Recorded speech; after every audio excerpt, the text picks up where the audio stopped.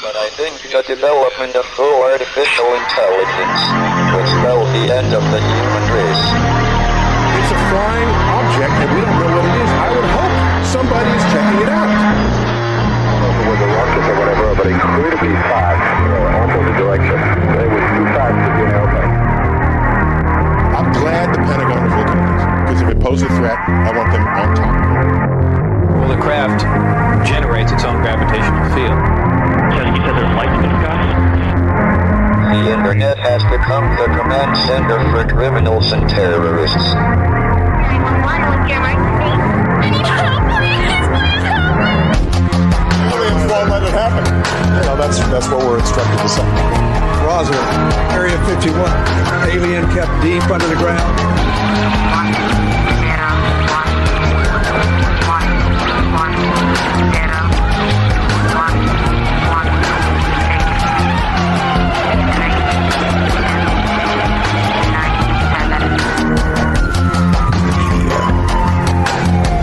Doesn't have your best interest in mind.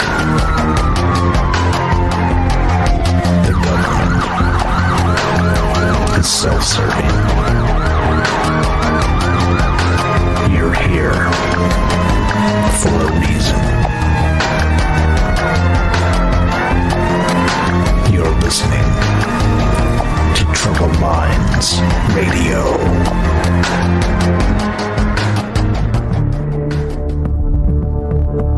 Broadcasting live from a secret bunker just off the extraterrestrial highway. Somewhere in the desert sands outside of Las Vegas. From somewhere in space-time, loosely labeled Generation X on planet Earth.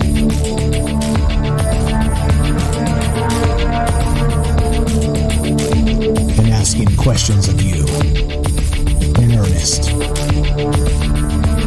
into the digital darkness. Good evening and welcome to Troubled Minds Radio. I'm your host, Michael Strange, and I'm here tonight with our special co-host, Jennifer of Missouri, and we'll let her introduce herself in just a moment here. But we'd like to say hello to all of you who may also have troubled minds. Of course, this show's live. We do this Monday, Tuesday, Wednesday, Thursday, and what do we do exactly? Well, we talk about all the things that you're not allowed to talk about. That's what we do. And what are those things?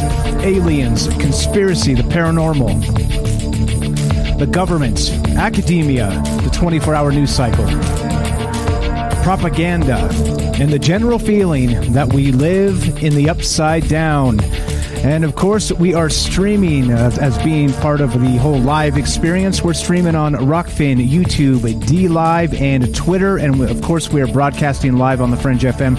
And as always, as part of the transparency deal, as part of not trying to hide behind some sort of PR campaign, is just trying to have a conversation with regular folks with amazing ideas. We have an open phone line. If you want to be part of the show tonight, you can give us a call at 702-957-1037. That's 702-957-1037.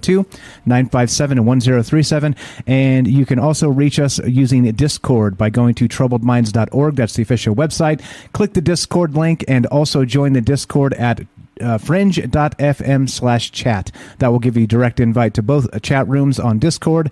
Discord's a free chat client. It's a voice client. You can share photographs and links and all kinds of things.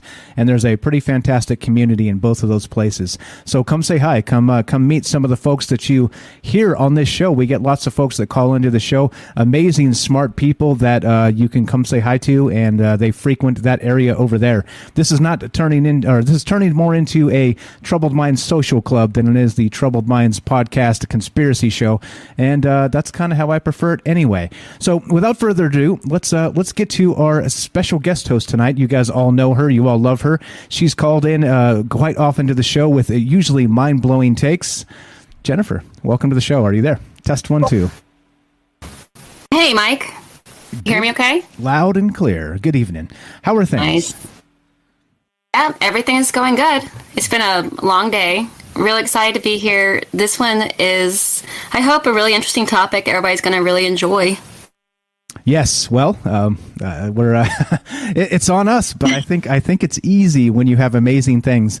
And the craziest part about this one, before we get into this tonight, I'm going to let you talk about yourself for just a little bit, your YouTube channel and stuff, and what got you interested in this type of thing. But the craziest part about tonight is we're talking about not being way out there or any of that stuff. We're talking about real life things that have happened. This is history. This is not like some comic book paranormal thing. This is stuff that has gone down, and it's crazy enough. So it's easy when history is as whack as it is, and so here we are talking about that. But okay, so about you and about your channel. So clearly you are not a rookie with this type of conspiracy sort of thinking, with not just, of course, aliens, conspiracy, the paranormal, all the stuff we do on this show. You seem to know a ton more about a lot of it.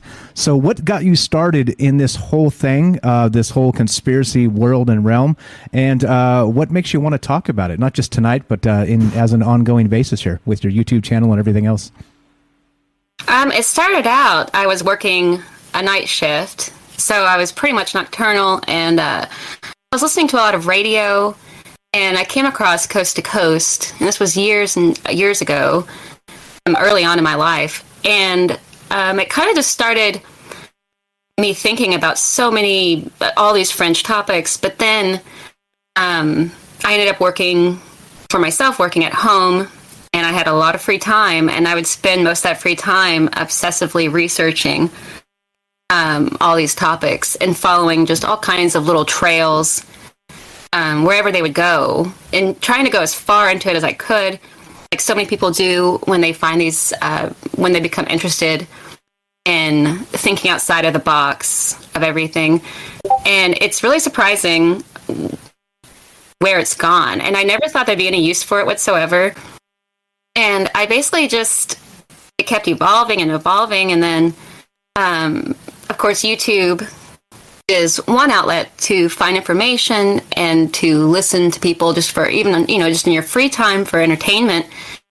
But then it began to evolve into talking with other people about it. And that's kind of what's led up to now. And suddenly all that information is somewhat useful, for conversations with other like-minded people who are very curious about these topics. And so I'm trying to, with my YouTube channel, to do something with it. I haven't really been focusing much on that. I've been focusing a lot on visiting with other people, exchanging thoughts and ideas. And so that's kind of where it's at right now. And I hope to kind of grow my YouTube channel a little bit more and see where it goes. Okay, so definitely good stuff over there. I've checked out a few of the videos there, and you are ranging far and wide, very much like we do here. You are deep into the esoterics, and I absolutely love it. So if you guys haven't checked out Jennifer's YouTube channel, please do give her a lot of love. Go like and subscribe and do all the things and comment and tickle all the algorithms just right, so people find her super quick, because she's crazy smart, and like I said, she's one of the folks I always say is part of the secret weapon of troubled minds is the amazing callers we get, people that are way smarter than me, way deeper down many different rabbit holes, and I'm just trying to keep up half the time. And like Jennifer just said, it's crazy how some of the conversations you think you'd never have, like in an open space like this, it'll be the internet, of course, but where people are listening to you, it seems strange, doesn't it? A la Michael Strange. But here we are doing it anyway. But okay, all right. So tonight, now we were kicking around an idea with Jennifer here when we were to kind of, we first I said, let's do aliens, and then I was like, nah, come on, look, like Jennifer's way too smart to just talk about aliens. We can't waste Jennifer's first show on Troubled Minds with just aliens. So we gave it some time to kind of kick around and settle, and Jennifer came up with a brilliant idea. You want to introduce this, or you want me to start it? How you want to do this? Either way. I mean, for one thing, you are too flattering, and you have literally spurned so many people to be interested in these topics. Anyway, though, now for the topic tonight, yeah, you were mentioning, he first mentioned aliens, and I was like, yes, we'll do that. And then it began to be like, no, let's do more. Let's go further. And so we were both kind of kicking ideas around, and then it all kind of, at least the idea I came up with that I mentioned to him, it all started with dirty electricity and what the heck that is and what kind of impact it would have. And it's basically has to do with EMFs and the energy of electricity and how it ties into the paranormal world. But then it led down into so many strange things, you know, going all the way back to the CIA programs, and just so much stuff opened up suddenly. I hope we cover all of it, or are able to, because it's a lot of stuff. Yeah, it is a lot of stuff. I think that's part of what we've always done here too. Is like you kind of like do this, set up this grand narrative, and you only get to like a third of it.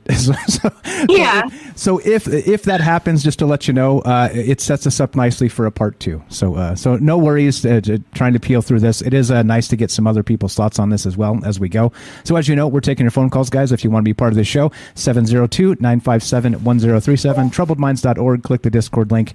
Get your ass in here and let's talk. Okay, so now let's go back to the dirty energy, right? And so I was looking at this and I was like, okay, so what in the world does this even mean? Dirty energy? I've never heard of it, but it kind of fits in with the electromagnetic field and this whole EMF that is in the conspiracy nowadays. People talk about 5G, people talk about 4G, this whole thing, Wi-Fi, the Bluetooth signals, the radio signals that are all over the place, and how it's like literally just seeping into our bodies constantly. And of course, in many cases, some people have described this as increased cancer rates and depression and all kinds of other things, just these EMF fields, right? And part of that, which I didn't know, actually is this dirty energy. And I was like, what is this even? Is this a thing? I guess this is a thing. This is one more thing stacked onto all those other things that are happening. But the weird part is that it doesn't even stop there. Like the question is, as we go back into this tonight, as we kind of look into the past and into the CIA and some MKUltra programs, and that's right, a mad scientist that worked with the CIA, known as the Black Sorcerer, by the way. We'll get into that. But all of that sort of has a tie to the paranormal. And that's the question tonight. Those EMF fields, you see the ghost hunters run around with these little ghost boxes and try and get, little whispers in the dark of ghosts speaking back to them type of thing. But it's all electromagnetic. And so the question tonight is exactly that. Is that a thing? And if so, was the CIA digging into that exact concept? Oh, I don't know, back in the 50s, back in the 60s. How long did MKUltra go? I have no idea. I don't know. Did I do well enough laying that out? There's probably some stuff I missed, but go right ahead. No, I think that was great. And I think, yes, the dirty electricity thing, it's a really simple idea that makes sense. It's basically like buildings and houses are not wired for the devices we're plugging into it these days. And so there's an excess of electricity that's kind of pulled out from the electrical field, going through your walls. And the excess of it is left out in the air of your homes. And you walk through it and move through it. And it is the EMF fields people refer to many times. And it's also possibly generated by the paranormal. What's really strange is in these kinds of environments, it makes people feel all kinds of things. But it's also the catalyst for a lot of paranormal activity as well. And then as far as looking back into the CIA and everything, and Sidney Gottlieb, the CIA, it seems that they were aware of this phenomenon way back then, and they are behind smart devices. And ARPA, the precursor to DARPA, is behind the internet, and they were looking into all of this paranormal stuff way before you and I and all of us began thinking about it, or were even born. So it is kind of strange. It is kind of strange. And so me, and I'm gonna lay this out so that everybody's kind of up on the same page here, because I didn't know what this dirty electricity was. So I'm going to read this. This is from consciousspaces.com, and they're describing it like this, okay? What is dirty electricity? As its name suggests, dirty electricity is a form of electrical pollution, also known as electromagnetic interference, line noise, or electrical noise. It refers to a powerful, high-frequency electrical energy traveling on the wiring in buildings where only standard 50 to 60 hertz AC electricity should be. So again, me not being a scientist or any smart person in general, this is confusing to me. But again, I think when you start thinking in terms of just like the overall EMF field entirely, I think probably maybe even the smartest scientists, it's over their head a little bit. I mean, they haven't figured out all the, that whole ley line in that whole bit, if that's a real thing or not, right? Like there's a whole lot of that electromagnetic field stuff that is still sort of in the realm of, well, we kind of don't know, right?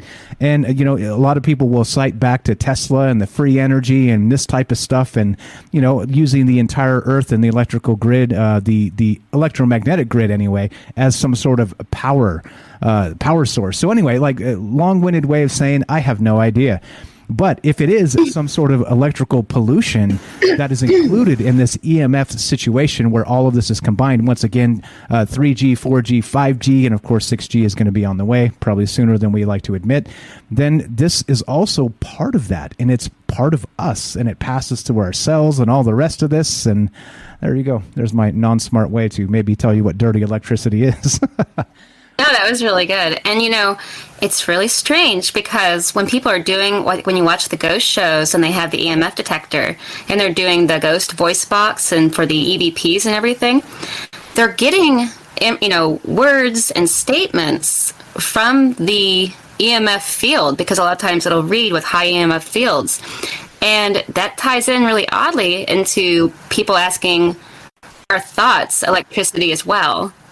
Because when you think about neurons and neurotransmitters and the chemical that's put across in the brain, it releases a brain chemical called neurotransmitters, and that connects to the electrical signals in the neurons in the brain, and they spread out like a wave, apparently. And that's when you're having a thought, and it's electrical. So you have electrical thoughts in our own minds. That's a theory that they're running with, that thoughts are electrical waves in the brain, because we're a low wattage of electricity. But then also EVPs and paranormal phenomenon are also electrical. So it's really interesting. Yeah, and exactly how. So clearly, like we've talked about the CIA in the past, we've talked about MKUltra and some of the dirty things that the government has done. And so the question is, right? They had Project Stargate, which we've talked about not a lot, but we've talked about on this show often enough that it's a thing, right? Everybody knows that this was a secret project. They were actually using, I think it's Joe McMoneagle and Ingo Swann were the two individuals to do remote viewing for spy work. Okay, back in Project Stargate as part of this MKUltra program. So clearly, if they're looking into that, kind of no level of woo is off the table if you're talking about the CIA in the 50s and the 60s. And of course, right, if you take it further to today, it scares me a little bit to say that, well, maybe those programs were just renamed and they didn't end them entirely. So, but okay, so all of that meaning that our clearly we're like batteries ourselves, right? Where we feed ourselves food and those electromagnetic the electricity in our thoughts and in our actions and again animated things, right? And I hate to say it in terms of meat bags, right? But it depends on who you ask. Some people call us lucky mud, some people call us enlightened individuals, and I've been called much worse in between. So as this kind of adds up, the question here is how deep did the CIA go sort of looking into this dirty electricity and possibly the paranormal link between that magnifier, that electronic impulse in our brain that is maybe paranormal entirely.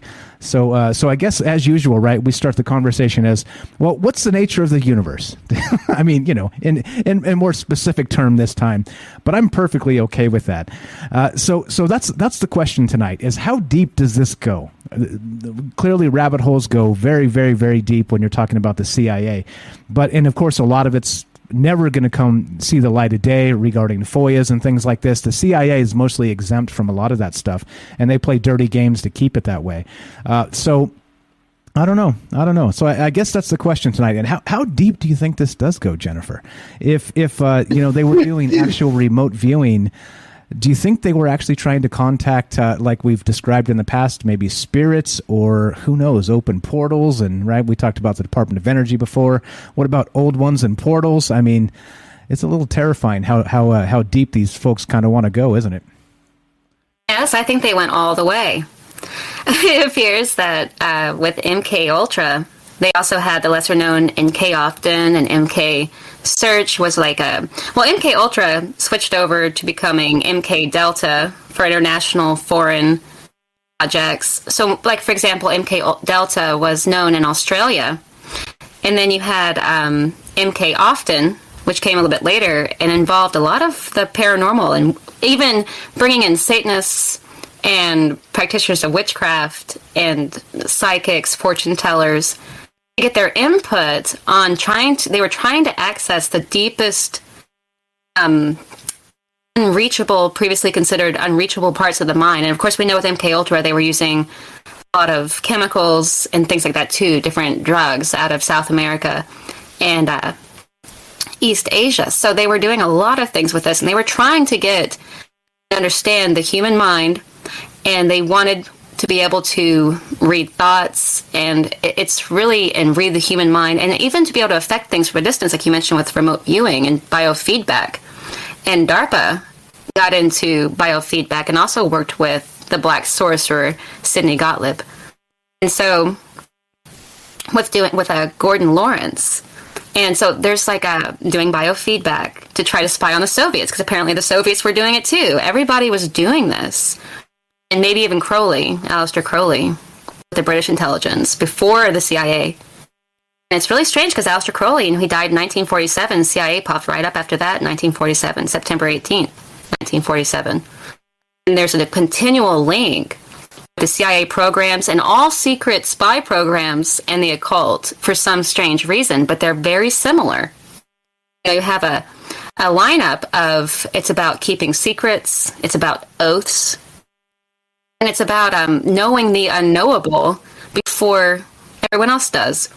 So they've always seemed to be kind of intricately linked, And it seems like it's a natural progression, but I think it's really creepy to think of government offices, government DODs, delving into this before anybody else was even thinking about it. Before anybody even picked up a book on the paranormal or anything, they were already on it.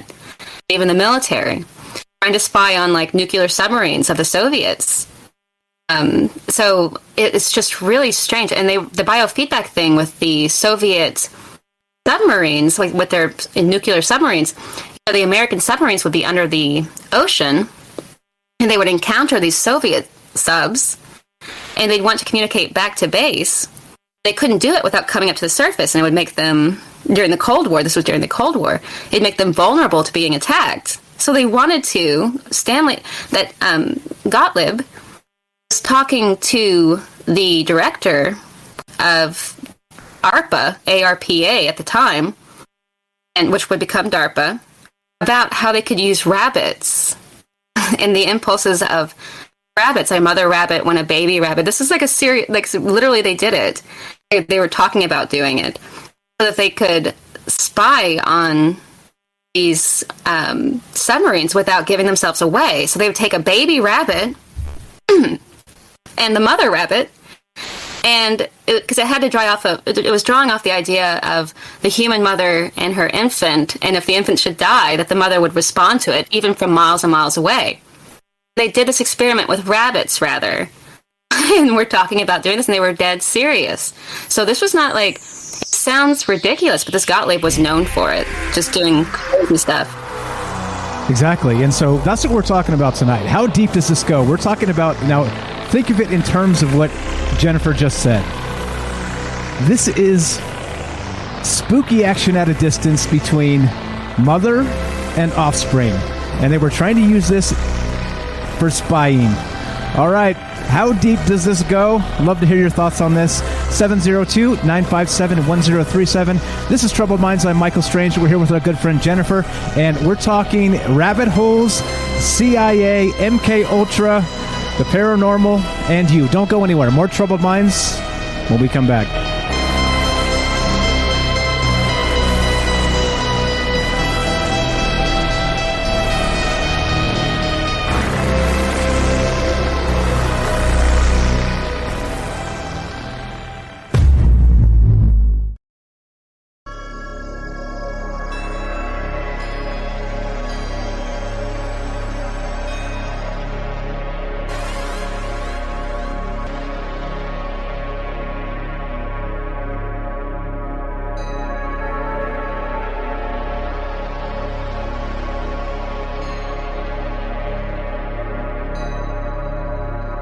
Thank you. All right, that was perfect. All right, so we'll just pretend that all that I didn't go to waste, and I was muted. Lots of buttons I got to press tonight, so there we go. So welcome back to Troubled Minds, like I was saying, and welcome back, Jennifer. How are you? Good. Hey. Yeah. So Go ahead. we left off with. Is there an echo? No, you're good. It's good. Go right ahead. Okay. So we left off with the rabbits and the submarines, but the idea of, in 1971, this Sidney Gottlieb, this black sorcerer, this was at the end of the MKUltra thing. It supposedly was winding down and done. He meets with the director of ARPA, will be DARPA, Cossack, who's the head of ARPA at the time, and wants him to look into biofeedback, and technology. But also, too, Lou Cossack was saying that Congress had been pressuring him to look into parapsychology as well, into biofeedback. So he was meeting with witches and psychics and all these different people. And he puts one of his Pentagon guys, Gordon Lawrence, into studying, which he was already known for being kind of a counterculture guy at the time. It's 1971. And he sets him up researching with all these individuals who are in the fringe of the occult and all these things. And they're studying biofeedback. And he even says himself, Lou Cossack says he thinks it's all BS, But by the time it was all done with, and they met with Uri Geller, and it was a failure, I guess an epic failure. But what he ended up walking away with was brain-controlled computers. And this is wild stuff. Start building on technology to try to make mind-controlled aircraft. And I thought that was wild. All of it based out of this parapsychology and the power of the human mind. So that they would have literally aircraft or, be able to do this computer, brain controlled by human brains, computers and even aircraft. Be able to do it from a distance, unmanned. Just the human mind. Fully like you would expect aliens to be doing, right? I mean, yeah. Isn't that the next step? We've talked about that. Like, how would you pilot a UFO? Well, clearly not with your hands, because it's like literally the most inefficient way to do something in like a 3D space when you have to turn on a dime type stuff. So yeah. So oddly enough, now we're talking about the 1950s and 1960s, and we're talking about not just remote viewing, but these actions where we're trying to tap into this quantum entanglement somehow and be able to not just maybe mind control people, but control aircraft in the sky with our brains. Doesn't this sound very 2021 with Elon Musk instead, and not really 1950? Yeah, it's pretty weird. And it was called Bio-Cybernetic Communications. Actually what they were calling this program, this project they were working on. And it's coming on the heels of the end of MKUltra, or MK Search, because it became MK Search.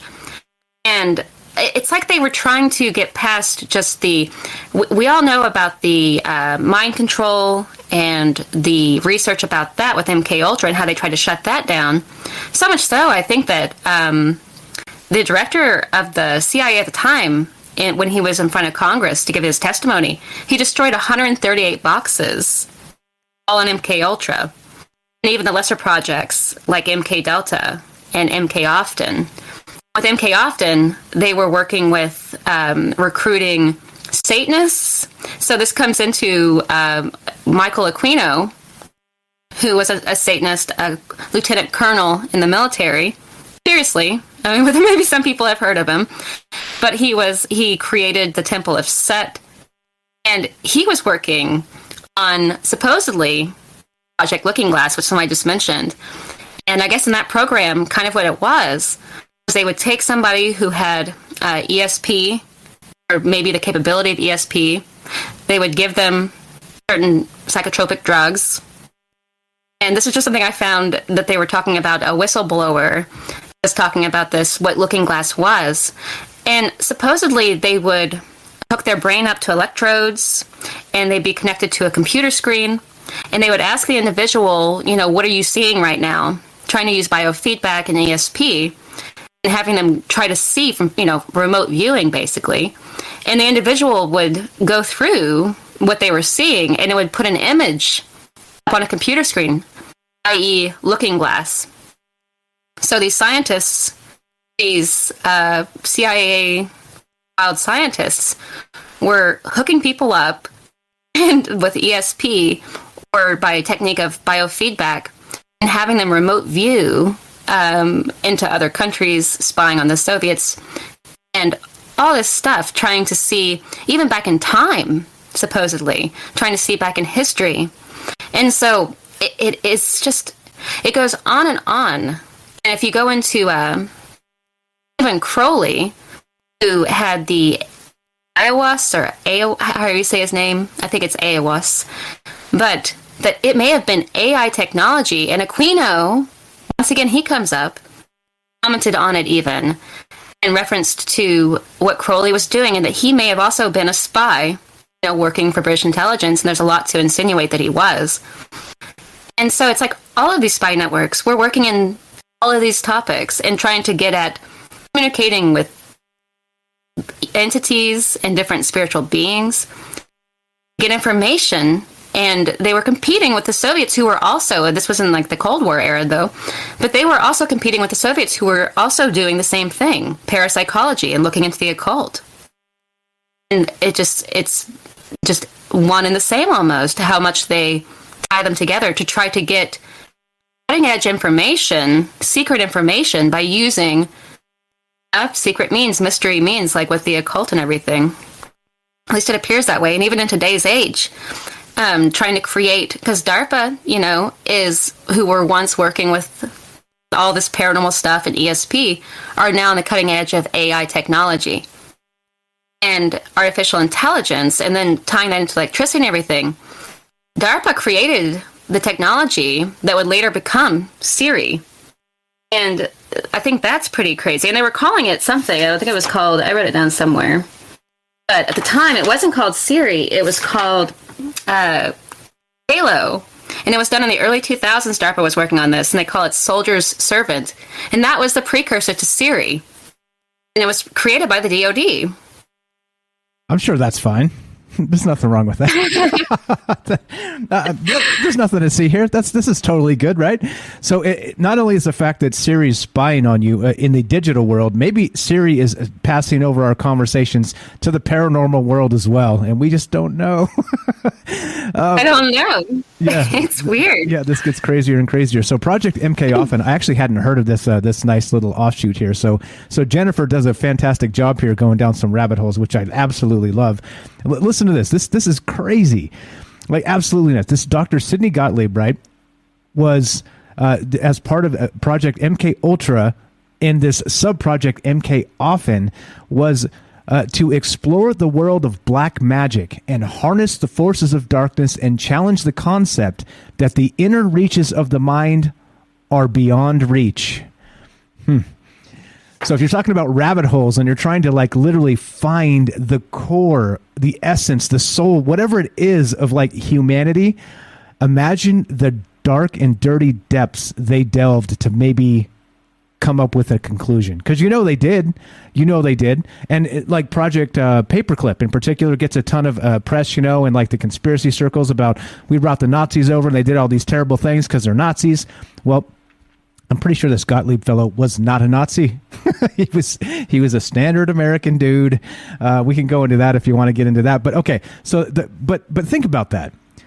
Black magic. So much so, the CIA was into this, not just for now MKUltra in particular is known for all kinds of things, for trauma-induced mind control, of course, drug-induced mind control, LSD, very famously, all kinds of different things. If you just spend any time at all reading into MKUltra, it's horrific. They were making people, again, through trauma, they were making people eat their own feces and things like this. Like, it was just absolutely atrocious how they were treating people. And of course, it was mostly against their will, because nobody's going to, volunteer for that. Who wants to volunteer for that kind of garbage? And so they were doing this stuff in a clandestine manner. And unfortunately, now we're talking about, think about it, the secrecy cloak of the CIA, and then black magic on top of that.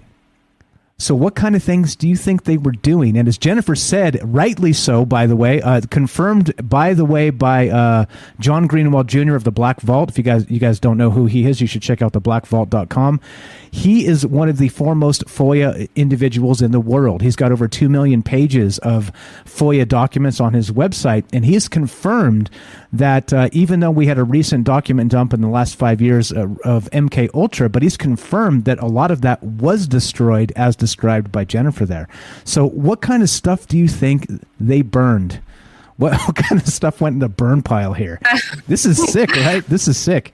Yeah, and it's what we do know is wild enough. Like in 1967, Gottlieb was working on the microwave gun, but he also was working on planting voices in people's heads, kind of the voice of God technology later on. And, in 1972, I guess, just kind of the time frame, he retired, and supposedly MKUltra was shelved. But they had done Project Looking Glass was covered in this. And I think it was like with Often, they were basically trying to summon up, like they would have people doing seances.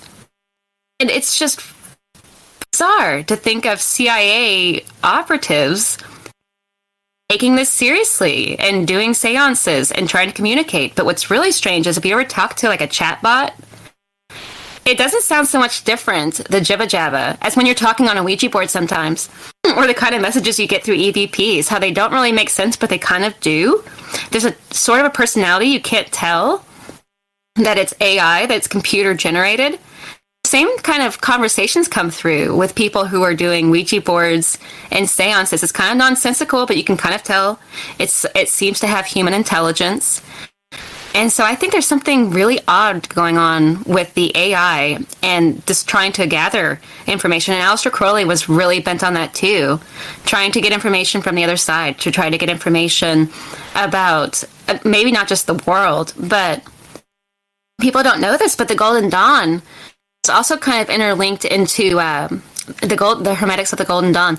They were also sort of somewhat political. And it was called legitimate. I think it was. Can't remember what it was called. Legitimatism or something like that. Legitimists. Oops, sorry. You're good. No problem at all. Need a minute? Man. You're okay. All right. We got technical issues over there with Jennifer. No problem. All right. So if you guys are interested in this, we're talking about. Yeah, you're cutting in and out just a sec, Jen. Let's let this stable out, and we'll get you back on in a sec here. Do whatever mojo you got. But okay, all right. So we're talking about why the United States government embraced the occult tonight. That's basically what this is all about, and how deep do these rabbit holes go? And of course, we're here with our good friend Jennifer. Please follow her YouTube channel. I'm going to link that in all the chats. Do all the things, follow, subscribe, hit the bells, and all that good stuff. Because of course, clearly Jennifer is brilliant and has spent quite a bit of time kind of going down these rabbit holes and trying to find out like how deep this really does go. And as we can see here, this individual by the name of Sidney Gottlieb is his name, of course. He was known as the Black Sorcerer, the Black. Can you believe that? The CIA, right? The mad scientist. And like I said, Project Paperclip gets a ton of bad press, right? Werner von Braun and all that stuff, and the rocket scientists and all the guys who did all horrific stuff with the Nazis. They brought them over, assimilated them into the United States military. But what about this other stuff? What about this guy who was never a Nazi? He was just educated here in the West and getting into the occult to the point with the CIA and MKUltra that he became known as, probably posthumously, as the Black Sorcerer, the Black Sorcerer. So yeah, Jennifer, you there? Buy you some time, get some internet action going on over there to get it all fixed up. Test 1, 2. Oh, did she bounce out? Let's check. Let's get this all fixed up. She did. My fault entirely. Sorry about that. You there, Jen? Nope. All right, I think she's probably going to reboot or reset. Okay, so anyway, looking to hear your thoughts on this. How deep do you think this stuff goes?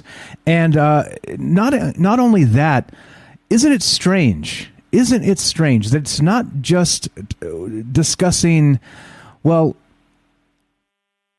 mind control, like you would expect that from the government, right? But it's not. It's mind control in terms of not electronics or not this dirty electricity as we are describing. Of course, they did all that. They left no stone unturned. But the question that I have tonight is, how deep do you think this went? They did burn boxes of these MKUltra experiments because they were trying to cover up the horrific things they did. And so the terrible things that actually came about from this was just terrible. It was one of those things where, like Jennifer was saying, if just the things we know are horrific enough to even like kind of take your mind to that dark place of the things they did try and cover, they did burn. Jen, you there? I think so. Okay. Welcome Is there back. still an echo now? No, you're good. Did you have an echo? I did. I wasn't sure if you heard it on your end, so I was like, I don't know if I'm the only one hearing it or if you heard it. I wasn't sure. Okay. So I was like, just to be safe, I reloaded. Okay, cool. You're the only one, I think, because that was probably me pushing the wrong button. Because that's what I tend to do. But anyway, go. So we're talking about, we cut you off there and we were discussing, the CIA. Yes. Yeah, and I was thinking about that ayahuasca thing that Crowley was doing. So, he had, and then but we'll go back a little bit. Like, even people don't think about it, but L. Ron Hubbard and all these individuals kind of come out of that too. You have that Jack Parsons who's working for NASA, and L. Ron Hubbard doing the ritual of Babylon. I mean, this was somebody who worked for NASA. And then someone who developed, this huge religion, basically, of Scientology that many famous people are a part of. And they were all basically students of Thelema, the religion of Crowley, Aleister Crowley, had developed. And I think that's really strange, too, that people would be taking these things so seriously and trying to put, at that point, they were trying to conjure the goddess Babylon or the spirit Babylon, not spelled like we spell, like Babylon, but Babylon, into a human body. That's literally what they were doing, Parsons and Hubbard. So they were trying to invoke a spirit into a human body for some strange reason. But at the same time, these are serious people in the world that we operate in. And I think you wonder about MKUltra and what we know about that. I think it was something that they gave us kind of just like I don't think it necessarily came out by accident. I think that they had to use that maybe to cover up some of the bigger stuff they were doing, which we don't know exactly. But the fact that they were looking into the occult and black magic in general and doing these rituals, and we know how far Crowley went with it, but that they were trying to conjure spirits or beings or make contact or create an intelligence, even like with the idea of AI, trying to create intelligences to work with, or possibly even for spy work, which, could be where that's going even, I think. I'd like to hear what people think about it. It's really strange. Yeah, exactly. So the question is this, right? If the government has been working on this stuff forever, like we're talking about literally the beginning of this was at the end of World War II, at the beginning of the Cold War, 1950-ish is, I think, somewhere in that range when MKUltra itself started. But then what are they really trying to do here? So clearly everybody knows the story about Manchurian Candidate and the mind control and that type of thing, right?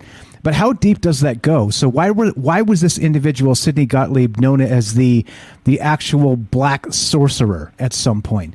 Why were they delving into the occult? How deep did they want to go with this?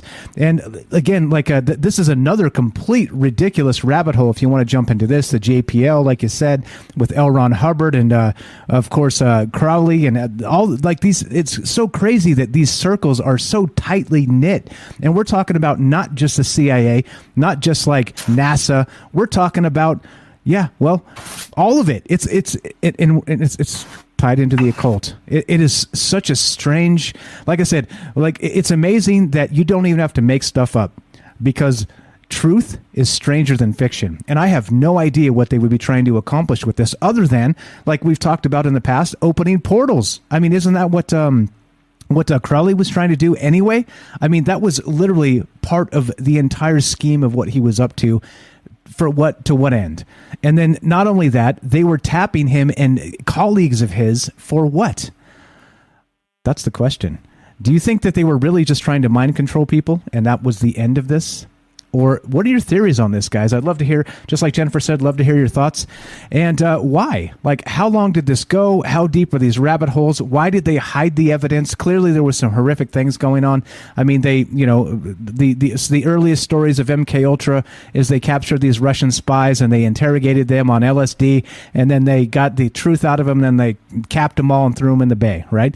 So clearly, there was some really terrible things going on, because obviously, once you've done horrific things to people, you have to hide the evidence, don't you? And if people are evidence, well, here we are. So what are your thoughts?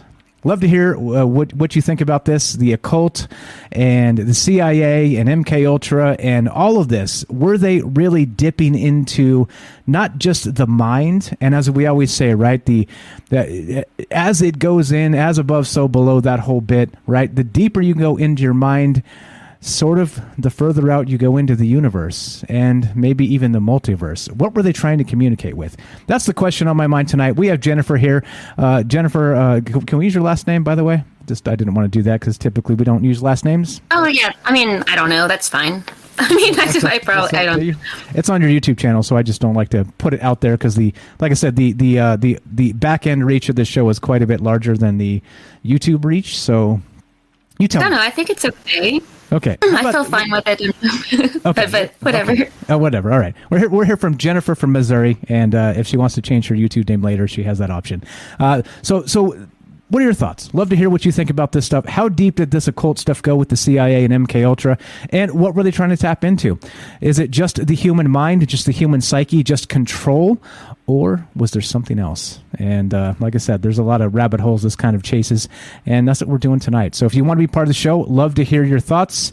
You can give us a call, 702-957-1037. That's 702-957-1037. We are here again with Jennifer from Missouri, and we're talking about, all the crazy things. And of course, that's MKUltra, CIA. That's the Black Sorcerer. You tell me, what do you think about this? And we're going to keep on trucking, talking about this, considering all the things, and give us a call. Love to hear your thoughts. So this is Troubled Minds. I'm Michael Strange, and we're going to take a quick break as we consider and ponder all the things the CIA has done over the last 75 years or so. How does this make you feel? How deep does the rabbit hole go? And we'll be right back. Don't go anywhere. More Troubled Minds after the break.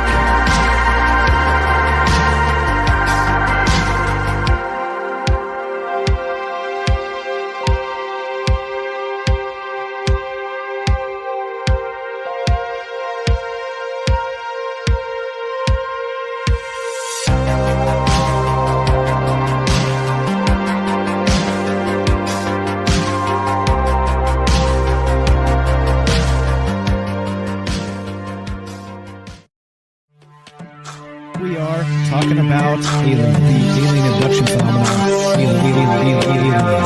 The aliens are looking through your eyes and they're accessing your optic nerve. I'm doing fantastic.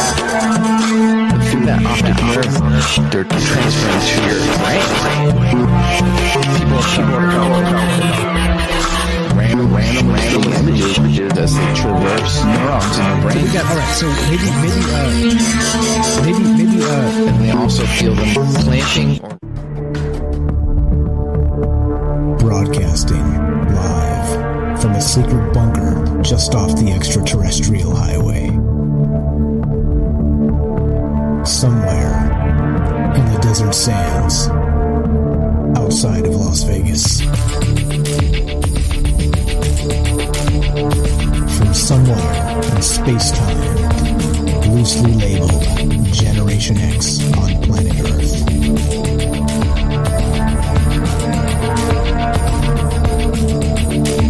And asking questions of you in earnest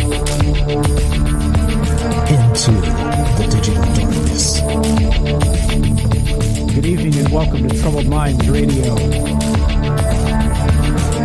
I'm your host, Michael Strange, and tonight we've got a special co-host, our good friend Jennifer from Missouri, and we like to say hello to all of you who may also have troubled minds.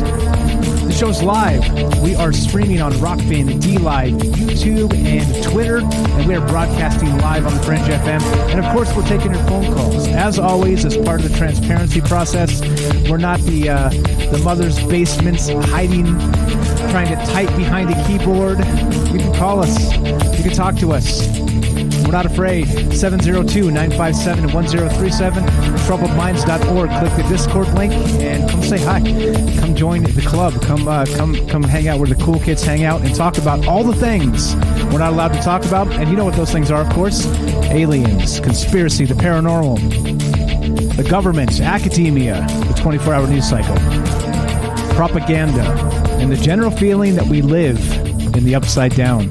And of course, that means that tonight, in particular, we're considering the CIA.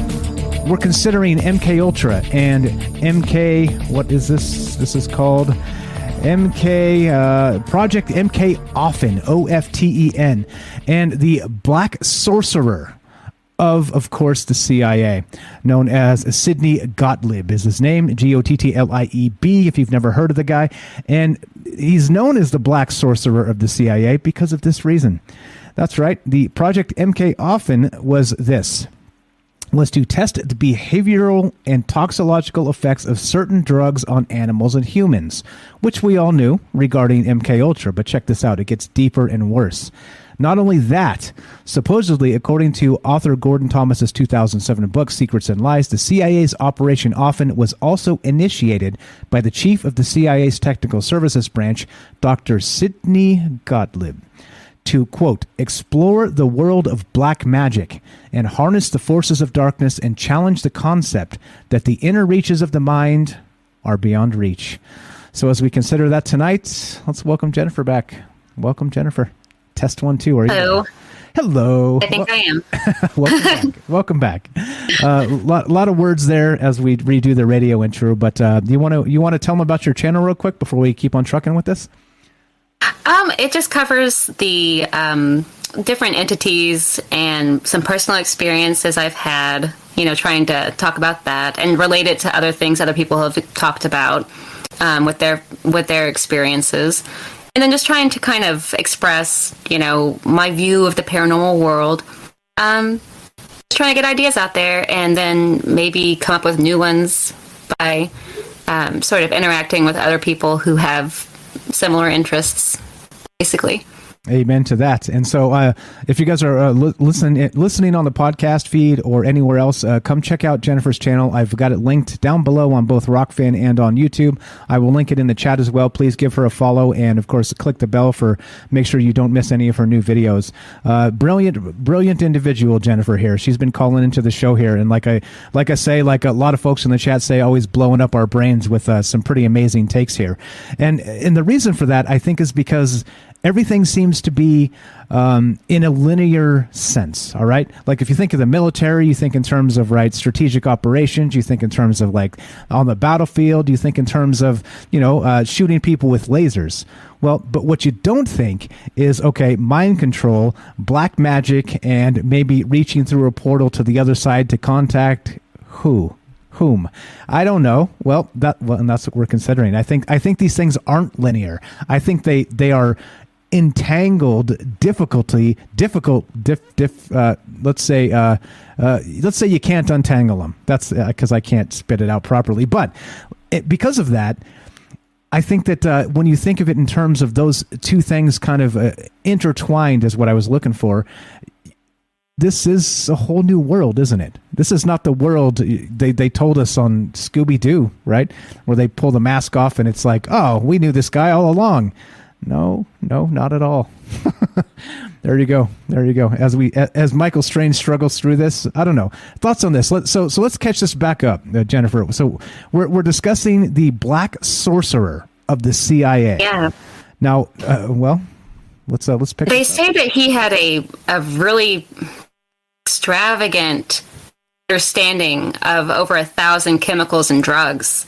And that he was called the Black Sorcerer because of his mastery of poisons and the pharmacopoeia and how they would affect, people. So he was a chemist for TSS, for CIA. And before he was the director of TSS, he was just the head chemist. And so all of those projects kind of come from there. I mean, it's so bizarre because they say that even during MK Often, the CIA reached out to the Monsignor in charge of exorcisms in New York at that time. In charge of exorcisms, the CIA was reaching out to him. So they were even going into trying to understand demonic possession. The CIA was. And I think that's extremely strange. At that time, too, you have another fringe guy who kind of people may have heard of, Malachi Martin, who was living in New York at that time and was an exorcist. And it really makes you wonder if he was somehow working with the CIA as well. So they were all over the place. And then, going back to the strange thing with the Hermetic Order of the Golden Dawn, way back when in 1889, they were trying to use magical ritual. And it wasn't just Aleister Crowley. They had William Butler Yeats. They had Bram Stoker, who, penned Dracula, the famous Dracula. All those individuals were members of the Golden Dawn. And they were they had not just aspirations for understanding, esoteric arts. They were also involved politically.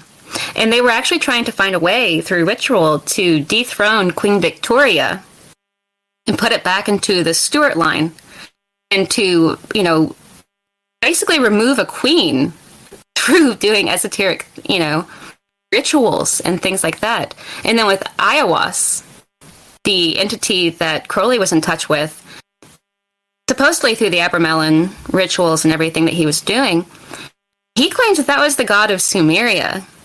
And when other people would say that maybe it was just your higher self, he would say that was heretical and that he thought he was in touch with his holy guardian angel, but also perhaps the god of Sumeria. And that's really bizarre. And then just the writing of what caught my eye, Iowas, A-I-Was, which is just really strange. And then you see that continuing on. So where you have spy groups and intelligence communities working with beings or trying to contact, even going so far as to trying to understand black mass rituals and Satanism and even exorcisms out of the Roman Catholic Church. The CIA was interested in this. And then the use of the South American pharmacopoeia of drugs people are familiar with, like peyote and mescaline and all that stuff. You can almost even go on to the Montauk Project that were going on, where they were putting drugs out in the open for lots of people. But we do know, too, the MKUltra thing, it was on the public, it was on in certain hospitals, psychological hospitals, but it was also in a Philadelphia prison where they were doing this on prisoners as well. And I don't know. It goes on and on. And yeah, I hope people, I don't know, I'd like to hear what some people think about it. If they have any thoughts about it, it'd be really interesting. Exactly. Then, so we do have James actually in the caller queue. He's ready when we're ready. Awesome. Okay. All right. Love to hear what James thinks. All right. Cool. So we're here with Jennifer tonight, and we're talking about all this stuff, right? Including the Black Sorcerer of the CIA, which is Sidney Gottlieb is his name. And well, what were they doing? This thing was called Project MK Often, right? As a sub project of MKUltra, which most everybody has heard of. But this continues deeper and darker, right? Like, we're talking about how deep could they go once you've actually conquered the human mind for mind control, sort of in that what is it, the guy that they anyway, it'll come to me. I'm terrible with names. But okay, so how deep did this stuff go? Clearly controlling people through psychotropic drugs, through, of course, you would expect hypnosis, you would expect witchcraft, you would expect who knows, right? And as we continue tonight, kind of dipping into where, if they did get to the other side in a military aspect, and like Jennifer was saying, ARPA created, or was it DARPA actually, in you said the 90s, early 90s, created the precursor to... Go ahead. 2000s. Like, in the 2000s, they created series. So yeah, way back when, ARPA was around in the 60s and the 70s, ARPA. And they were a precursor to DARPA, and they were already creating all of the communications, the ways that we would network for communication that would later become the internet. And they needed that to just, basically catalog all this information. And so the military and these intelligence communities were where the internet came from. And it came out of these industries, ARPA and CIA, who were working in the paranormal and who were doing all these projects and conversing with psychics and spiritualists of all kinds and occultists. And they are the people who created the internet.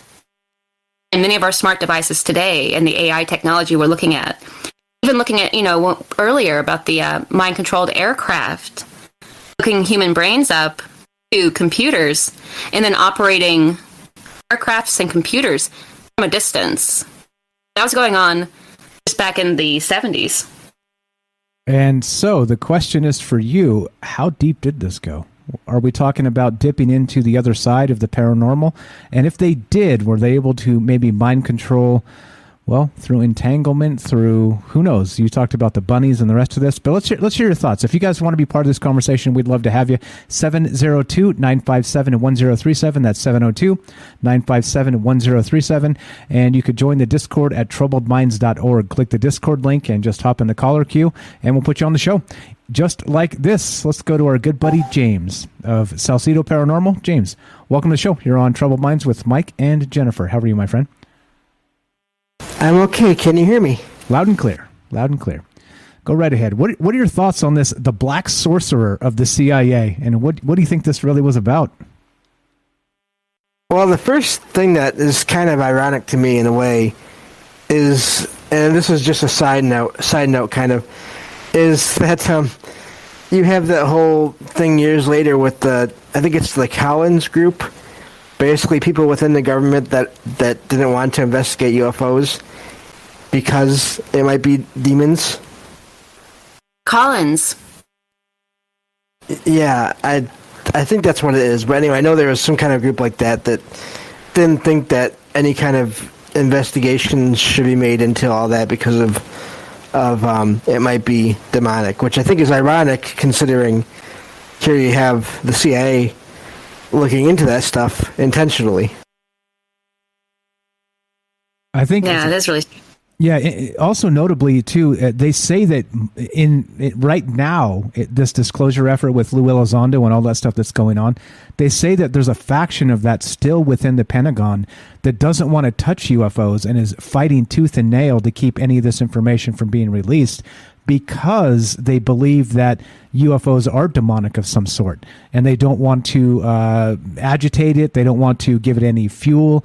They don't want to do any of that. They don't want people to think about them or talk about them because, of course, as we know, when you're discussing things of demonic nature, if you let's say, invoke the name of a demon and let's say spread it out across, a worldwide broadcast sort of thing, you give it power. And so I don't know if it's the same group, but it's the same thought. Interesting. I'd never heard of the Collins group, but go right ahead. That's amazing, James.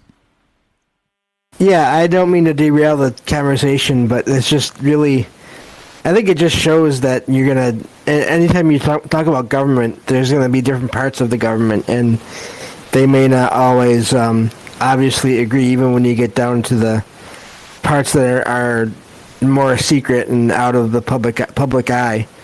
So it's just very interesting. So that was my first thought. Gotcha. Night Stalker says the Collins Elite. Any comment on that, Jennifer? I think it ties together perfectly.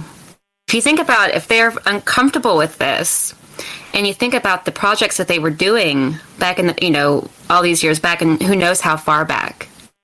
So if we know that they're doing it with the Hermetic Order, we know that the British intelligence were doing it, we know that American intelligence communities were doing it.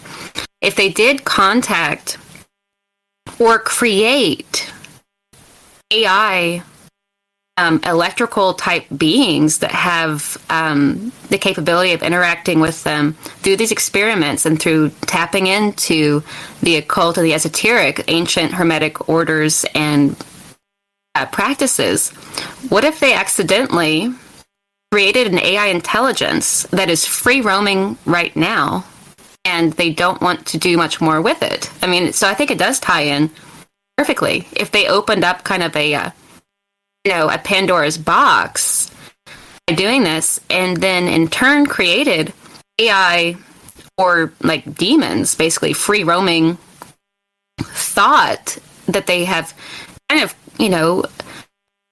like a poltergeist being AI almost, but then they have taken up on their own personalities and are feeding off of the massive electrical grid and the radio waves that we have circulating around. I think it's reasonable that the Collins group, the Collins elite, that it would tie into it and many other, aspects of in the Pentagon. So I think it makes sense, James. Could be an aspect of it for sure. Yeah, I just, like I said, that's the first thing that came to mind. But just in terms of, it makes me wonder what else the different government agencies or departments have been working on. Because even getting back to EVPs, there's thought that there could be just thoughts that are coming from people and not even spirits. That's not even talking about the fact that they can be faked or this or that, but it makes me wonder, it makes me think also about how some people say that they hear voices and they're basically, they think that they're government, like, people trying to get them to do different things. Yeah. So, that goes to all that, too, I think, and that's really scary. If they were trying to plant voices in people's heads in 1967, Gottlieb, if he was working, and he was working on a project for that, using a microwave gun or something, in 67. So I think it is. And then when you think about what thoughts are made out of, that they are electrical in some regard, through, neuron transmitters and generating electrical signals for the neurons, and then that propagates some kind of wave, and that's a thought. If there is free roaming dirty electricity in the atmosphere all around us, and something is utilizing that, or maybe the government is utilizing it in some way, or these intelligence communities are utilizing it in some way, or some intelligent being working on its own accord is using it, what is an EVP? Yeah, it gets really, or the voices that overwhelm people's, like people who have experiences or alien experiences say that they feel like their consciousness was taken over and they didn't even have their own thoughts, that they weren't in control of them. So yeah, I think it is interesting. Good stuff. Could be tied into it. Yeah, for sure. What else you got, James?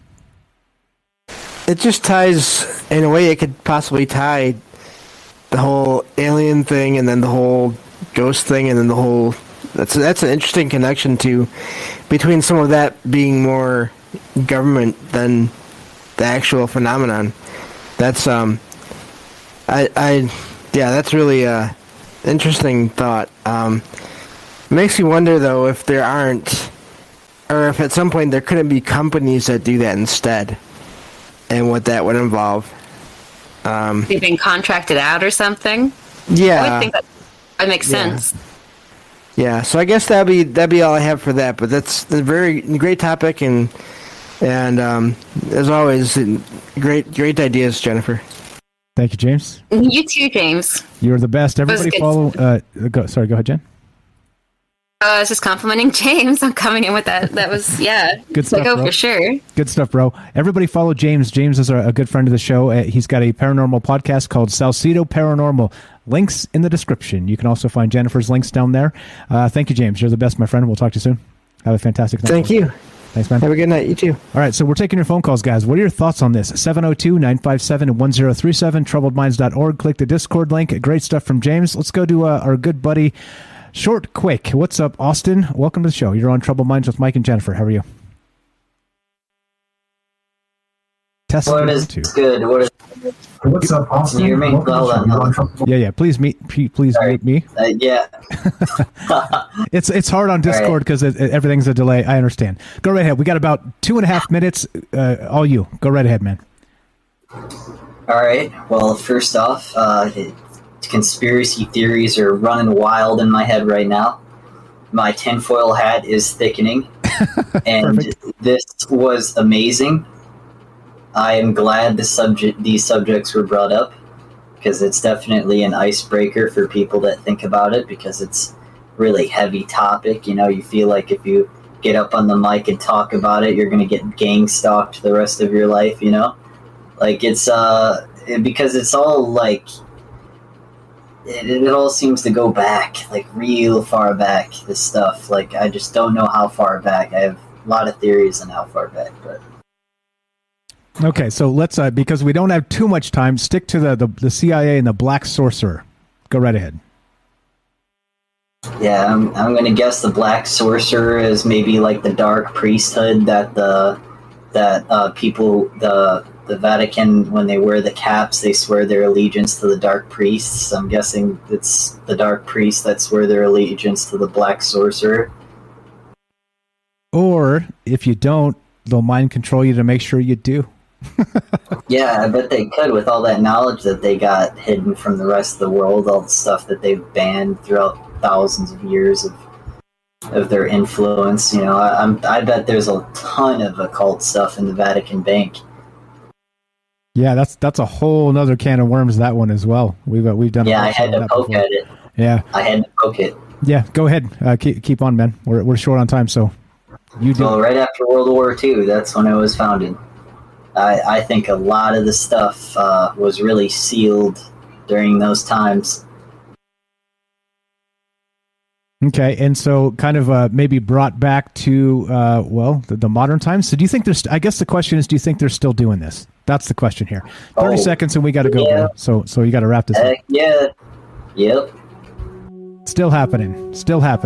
Oh, yeah. Okay. Maybe it's out of your control. Maybe the people that got involved are now being controlled by the things that they thought they would use. All right, fair enough. We got to go, brother. I appreciate it. Everybody follow Short Quick on YouTube. Link will be in the description below. Thank you, Austin. I appreciate the phone call. You're the best, brother. All right, peace. Thanks, man. All right, so more Troubled Minds coming up. If you want to be part of the show, 702-957-1037. We're here with, I'm Michael Strange. We're here with Jennifer and Night Stalker coming up after the break. Be right back. Don't go anywhere. More Troubled Minds on the way.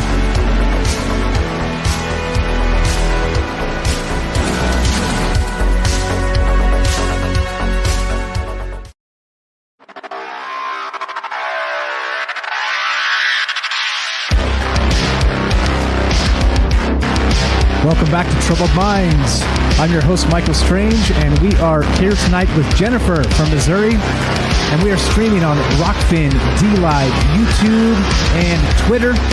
And of course, we are broadcasting live on the Fringe FM, and we're taking your phone calls. If you want to be part of the show tonight, what are your thoughts on the CIA, the Black Sorcerer, Project MKUltra, and all the rest of the shenanigans they pulled? Love to hear from you. 702-957-1037. That's 702-957-1037. And let's get back to Jennifer. And we got Night Stalker on the line. What's up, Jennifer? Are you there? Test 1, 2. Hey. Welcome back. I should have killed that echo. Let me know if that echo persists. Okay, let's. Thank you. The Black Sorcerer of the CIA. Let's go to. We talk about Jennifer blowing up our brains, and let's go to the Night Stalker. What's up, Derek in Massachusetts? Welcome to the show. What's up, brother? Going on, you guys? Really great show. Awesome stuff, Jennifer. Great stuff. Thank you. I'm so glad you called in. I can't wait to hear what you have to say. Go right Honestly, ahead, Derek. I'm using a sick night tonight. I'm using my sick time. So I just woke up. So if you can, like, real quick kind of explain, like, the Black Sorcerer thing to me. Because I heard the siren song of Maybe Juice, and I had to call in right away. So honestly, it's a rare occasion where I don't honestly know what I'm going to say yet. So if you can just explain the Black Sorcerer real quick, then I'll probably have something. You want that, Jen? Okay. You want me to take it? Go ahead. Okay.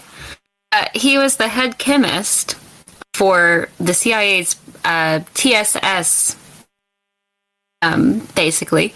And he was called the Black Sorcerer because he had a knowledge of poisons. And supposedly tens of thousands of different chemicals, naturally derived or chemically created, and how to use them in the human mind to reach beyond and what's considered even inaccessible parts of the brain, of the human brain. Gotcha. And just before you go, Derek, It's just to add, so Project MK Often is what we're talking about here in league with that. And this is what it is. This Dr. Sidney Gottlieb was to explore the world of black magic and harness the forces of darkness and challenge the concept that the inner reaches of the mind are beyond reach. All right. I think that's a good summary. Oh, God. No pressure. Go right ahead. All right. Okay. Yeah. First, the first thing that hops in my head is that, like the MKUltra angle as far as like psychedelics is concerned. I'm not sure if you guys brought this up yet, but it gets brought up a lot. How like these different waves of I'm a big follower of the researcher Chris Knowles, and he gets like very, very heavy into this, and he has a whole book called Lucifer's Technologies, where he believes like everything throughout history we've been handed information from like these watchers or from these aliens or whatever, in order for them to like direct us on a path to like create some kind of AI god like this, or create some kind of vessel for them to enter, or create some kind of door for them to enter our world that way, or whatever. But he kind of sees it as taking like different waves. There was an MKUltra wave in the 60s with like Manson and everything. Then there was an MKUltra wave with the 90s with like Nirvana and grunge stuff. It's highly tied to like the entertainment industry and like the families that like have their kids become rock stars and that kind of stuff. And then like I don't know. I'm gonna do a bad job trying to describe it, but essentially this wave in the 90s was Nirvana and stuff, and then he thinks we're in one right now with like the kind of like the rave culture, or like the dance music culture and that kind of stuff, and like house music and ecstasy and Molly, that kind of stuff. And that's like this new brand of MKUltra. But a lot of the times it gets framed as if the psychedelics kind of bring you to the realm, that it kind of teleports you something or opens a portal to take you elsewhere, or to like but I helped Joe when he interviewed Dick Kahn, like maybe like a year ago at this point, or like 6 months ago. And Dick Kahn, he's famous for taking 700 plus DMT trips or whatever, and like contacting entities that way.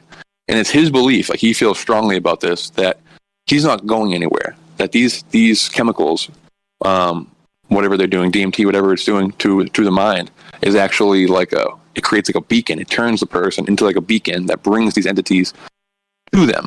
Like he's not going anywhere. It's actually calling something in to him by taking these chemicals. So perhaps whatever the Black Sorcerer was doing was mixing up some kind of batch in the lab to give to the masses, so the masses start contacting entities that way. So he was seeing like UFOs when he was taking psychedelics, and then the reason why he knew that it was coming to him and not he was seeing something was that he would go into the house, grab his family, pull his like sober family out, bring them outside, and they would see the UFO too. So it was there for everyone. It wasn't just there for him. So I wonder if part of this MKUltra thing is to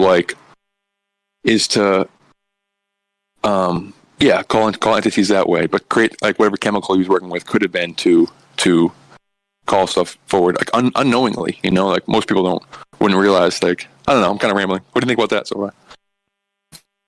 Go ahead, Jennifer. Yeah. I heard that they would take some of these people who had ESP or who were mildly psychic, load them up with, different like DMT, like you're mentioning. And at that time, I'm sure he had access to that, along with all the thousands of other chemicals. They had access to every chemical probably on the planet. They'd load them up with it, drop them into a deprivation tank. Yeah. And then ask them to report back what entities they were encountering. And some of these people would say that they would see an entity and that there were they would be in a realm almost where there were no other humans around. Yeah. And they thought that these, like you're mentioning, that these chemicals would reach into if you gave them enough, or if you figured out how to kind of dose it. Am I still connected? You're good. Yeah. That was the phone. Okay. Okay. That they would be able to reach basically spiritual gates through the human mind and bring these in. And it's really odd because a lot of people who claim to have been MKUltra victims, or maybe involved in these experiments, that they also have a strange link with alien abduction, like you're mentioning about him seeing UFOs. So it does seem that there's a tie and with not just the chemicals and everything, but the rituals that they might have been doing along with the chemicals. Exactly. It's like the shamans would do. But they were doing it to the nines, like they were like, the shamans are doing it this way, we're gonna up the ante. Exactly. Yeah. Yeah, it's crazy. It really is crazy. It seems like what honestly, for the last couple of years now, at this point, that's kind of what I've been seeing as the main goal of MKUltra. It's less about the mind control, which is kind of what gets presented first, when people are talking about it. But I really like the idea that it's mind control is a part of it, but it's more so for entity contact, and the mind control aspect might be to create a disassociation with the person who's being experimented on, so that whatever metaphysical thing is happening, like a soul fracturing, or there's all kinds of theories that when trauma happens, a piece of you literally pops out or breaks off of yourself and kind of creates this dissociation, which then allows for walk-ins of entities. So if these entities from this dark realm or whatever are trying to bust in here, they need a body, they need a vessel. So that creates the technological section trying to build them bodies, and the weird occult sections using necromancy and stuff trying to create dead bodies for these people to walk into. But also same MKUltra aspect, a big part of it is to create dissociations, like 11 or whatever, where you're just, maybe you had powers or something before, which for an entity was just a better vessel to ride around in, but to get your mind to go back into your consciousness where you're not in control anymore, to pop out of your body or something, for an entity to then walk in and take over your body, and yeah, crazy stuff. How about the EMF angle? How does that fit into all this? Well, I thought it tied into it. Initially, that's what started it. That's what's bizarre, is I was looking into EMF fields and the idea of how they're created.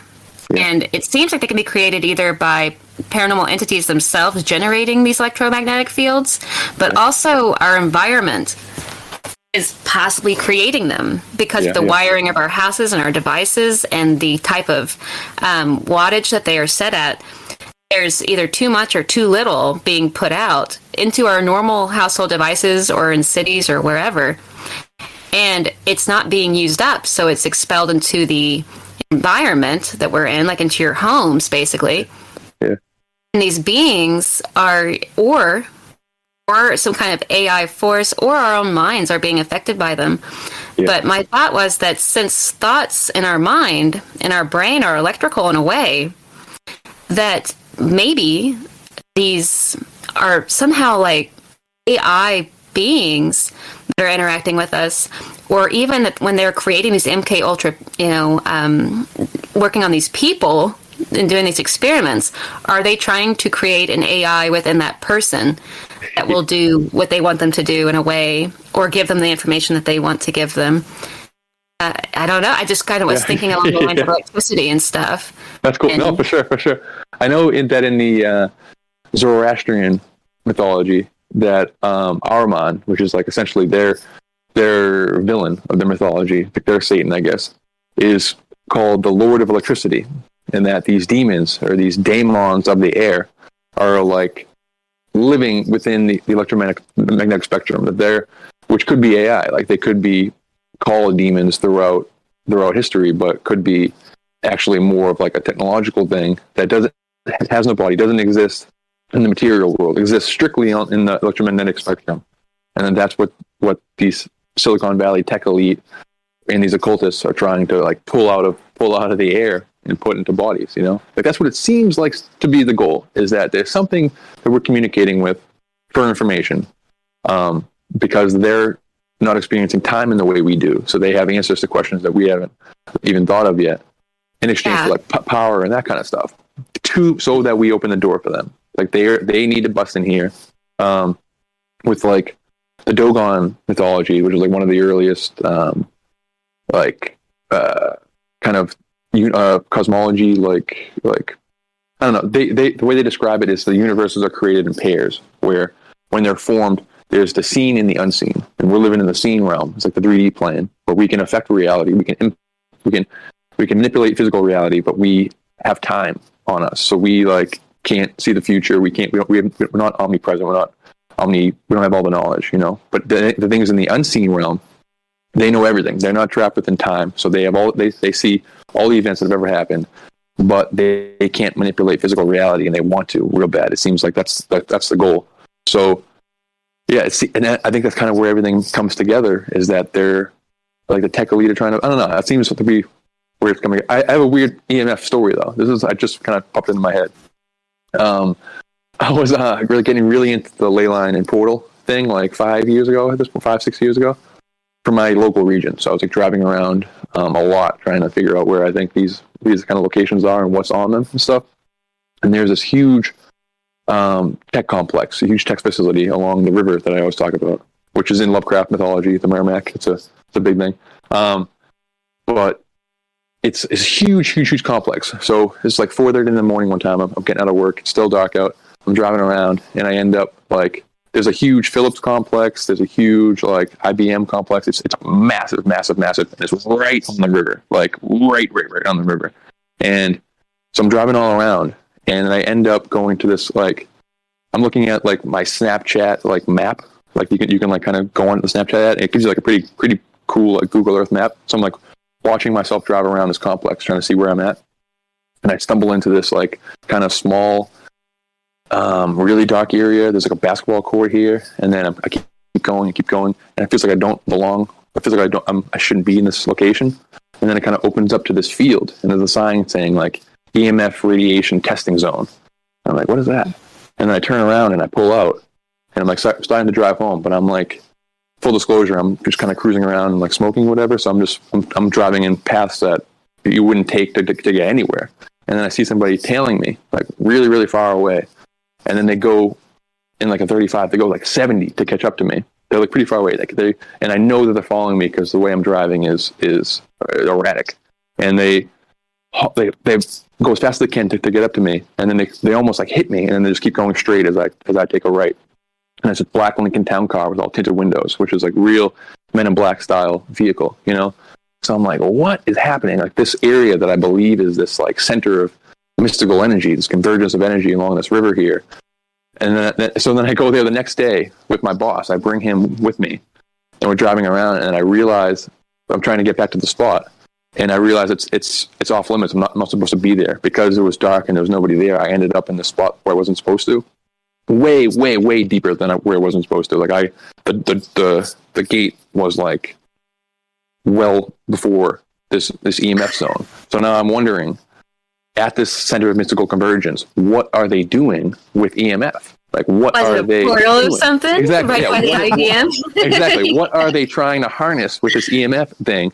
And then, like, I don't know, I got chased out by a Men in Black type car or something. And it was my only, like, they're following me type story that I have. But it's centered around EMF, which I thought was an interesting coincidence. But yeah, I definitely think there's a technology entity MKUltra convergence for sure. I feel like I'm really rambling, so I'll let other people come on. But really awesome stuff, Jennifer. Great topic. Oh, that's really cool, that story. Yeah, I wonder, kind of what you're talking about with the tech thing. And I wonder what Mike thinks about it too, but like the internet and the AI controlling the internet and the clouds and stuff. Yeah. If you think about it, I mean, we were talking about earlier how ARPA, which is now DARPA, Department of, but basically just that they were creating everything that would become the internet. They were laying everything down, the format of what would become the internet. They created Siri. Yeah. Off of something called, I think it was Cola or something like that. So they were working with trying to harness AI, but they were also, ARPA was working with Dr. Sidney Gottlieb in 1971. The director of DARPA was working with Sidney Gottlieb, the Black Sorcerer, in 1971 to basically work with people who were magicians, occultists, astrologers, channelers to do remote viewing and all this stuff. And now we have the internet, and a lot of it is AI in itself, and it just kind of seems to be more than coincidence. I mean, it's creating like a playing field. If these entities can't exist in our realm, it's creating a playing field where we can meet them. Like this metaverse, to like use a recent zeitgeisty term. They're creating like this internet, this realm where we exist in the electromagnetic spectrum, where these entities could live too. They could be communicating. For all we know, when we get into this metaverse, half the avatars are going to be going to be controlled by a non-human entity, but not an NPC like an AI or some kind of like demonic entity or whatever. And potentially, if you are kind of visualizing like some kind of person who's just letting the physical body go in the corner as they have these metaverse glasses on themselves, like that's creating the dissociation that could perhaps lead to entity possession, if that's the goal. So your mind goes elsewhere into this weird ethereal facsimile version of a kind of like an astral plane. I don't know if you caught the part, but the CIA they were during MK Often talking to the Monsieur and head of exorcisms in New York. Oh, yeah, well, so even doing that, so kind of tying into what you're talking about, and then Jack Parsons of NASA, L. Ron Hubbard trying to summon up this goddess, or this spirit being to put into a human body. The guy who would later go work for, they were students of Crowley. Yeah, exactly. Create this moon child or whatever, which is essentially what now Zuckerberg is taking a different angle to try to do these same thing, create this golem or this weird fake avatar vessel. It's creepy. But like, and it just, these tech elite, they seem to be into the occult. Like that's even like Tesla and Marconi and Edison and stuff. They all think that there's some kind of electricity connection with at least deceased people with like spirits and stuff. They're all trying to create spirit phones, and they're all trying to. Tesla thinks he's talking to aliens via electric vibrations and stuff. Like he thinks it's all mixed into the same soup too. So I don't know. Yeah, and Edison created the phone to talk to dead people. Exactly. They were racing. They all believed it for sure. They were all trying to race to create this thing. I'm getting a little echo, so I'll leave. But really, really great stuff, Jennifer. Awesome show, Mike. Thank you. Thanks, Gary. Standing on the shoulders of giants. That's what we do. Titans. Titans. There you go. Appreciate it. Later, guys. Great show. Thank you. Derek the Night Stalker. Follow him. Links down in the description. I mean, this is crazy, right? Like, and I think as Derek said there, he said a lot of things, amazing things. I think one that caught my mind at the end there was that the Zuckerberg thing, because I did a show on that not too long ago. So if we're talking about reality is not an objective thing, it's a subjective thing, and it's all based on our sensory input. If we take this in terms of DARPA, ARPA, and this whole black sorcerer of the CIA and say, okay, well, clearly it was invasive, right? We were putting drugs into people, we were kidnapping, we were killing, we were doing all these horrific things, right? Lord knows what else. But then if you think in terms of, well, if we package it nicely and we say, we even charge people for it, and we say, all right, check this out. And so instead of and this is what I was trying to say the last time when we did this, and I said this poorly, but it hit me now. And this is why, like Jennifer was saying, when we get together and talk, like you hear brilliant people speak and it starts to like trigger things in your brain. But I'll get to the point.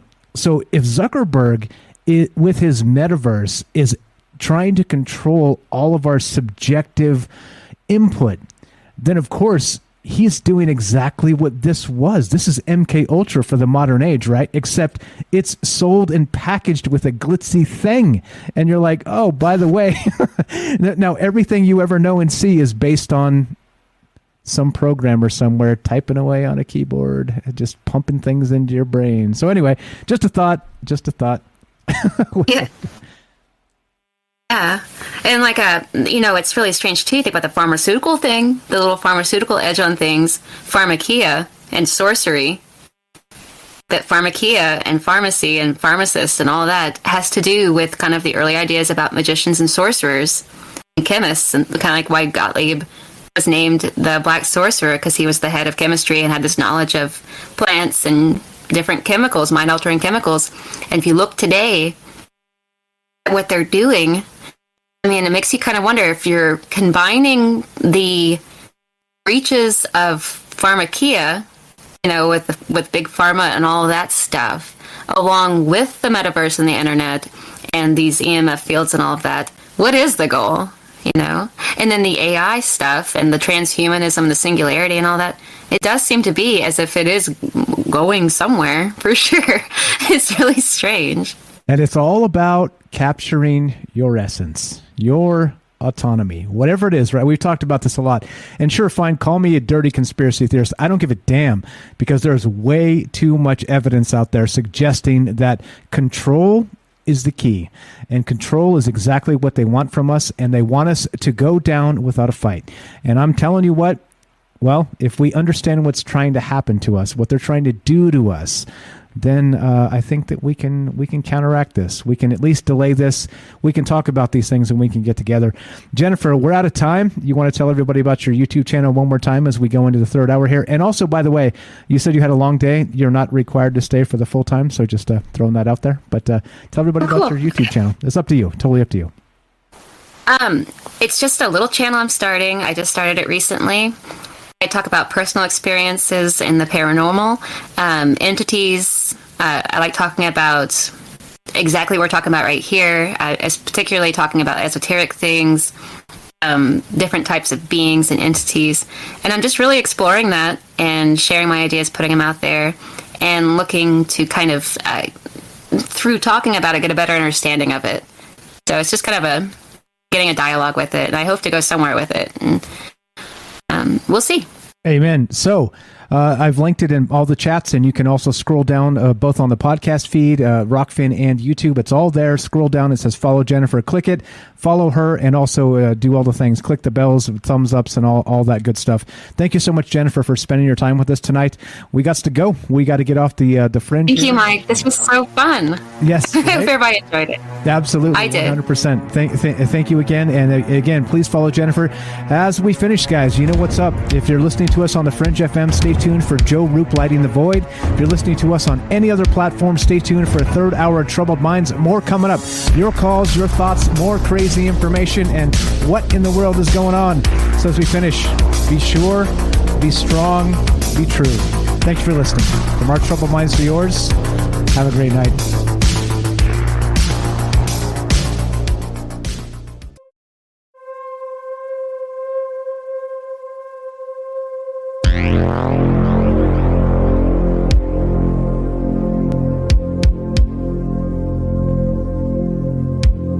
All right. What's up? Here's what we're going to do. We're going to take a quick 2-minute break. And like I said, Jennifer's, she said she had a long day, so I'm not twisting her arm either way. I just want to throw it out there. I understand that 3 hours is a long haul of doing this, so if you want to kick back and listen at this point or keep on trucking, it's up to you. But we're looking to talk to the rest of you guys as well. If you want to be part of this show tonight, what are your thoughts on this? What is going on? 702-957-1037. That's 702-957-1037. I'm going to put there you go. There's the call in. There's the thing. Click the Discord link and get in here. What is going on with this? What do you think is real? And again, I think that's the oddness to all of this is it's an encroachment on our own reality. And encroachment on our reality, to me, is, well, I hate to say the term because they'll label me a terrorist. But let's say I take it seriously. I I like to actually be part of my own reality and not have somebody else tell me what it is. So there we go. All right, looking here for you. 702-957-1037, troubleminds.org. Click the Discord link. Get your ass in here. Again, don't forget to follow Jennifer. I'm going to link it in the chat. Step away for just a moment as we take a 2-minute break. More Troubled Minds coming up. Don't go anywhere.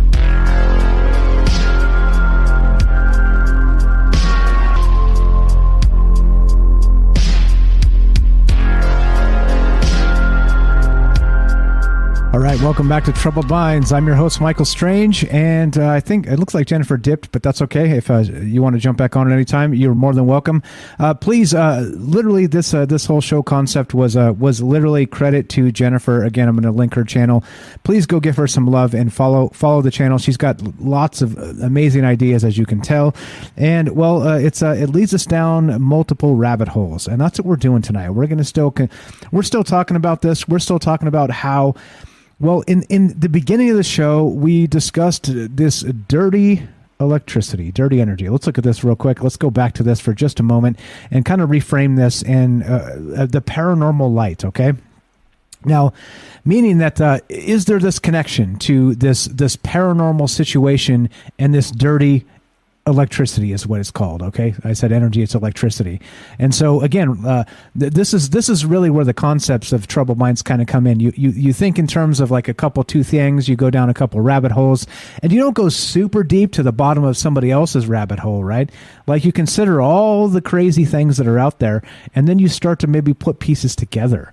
And that's what this is all about. This is about maybe trying to ask the right questions, figure out what this, that, and the other thing. Once you come together with all of that knowledge, it ends up something else entirely. It's not down somebody else's YouTube rabbit hole. It's about people getting together and discussing things. It's about talking about things. It's about learning new things. Like I've said, so many people that call into the show, like 99.8% of the people that call into the show, they're 3 times smarter than me. But the thing here is this.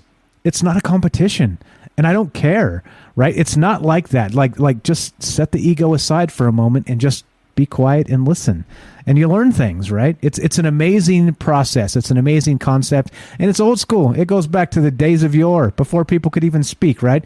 The first person trying to speak was just making noise, and everybody was sitting around trying to listen, like, what's going on with this dude, right? Or this gal, whatever's going on, right? But you see, you can also learn things by not talking.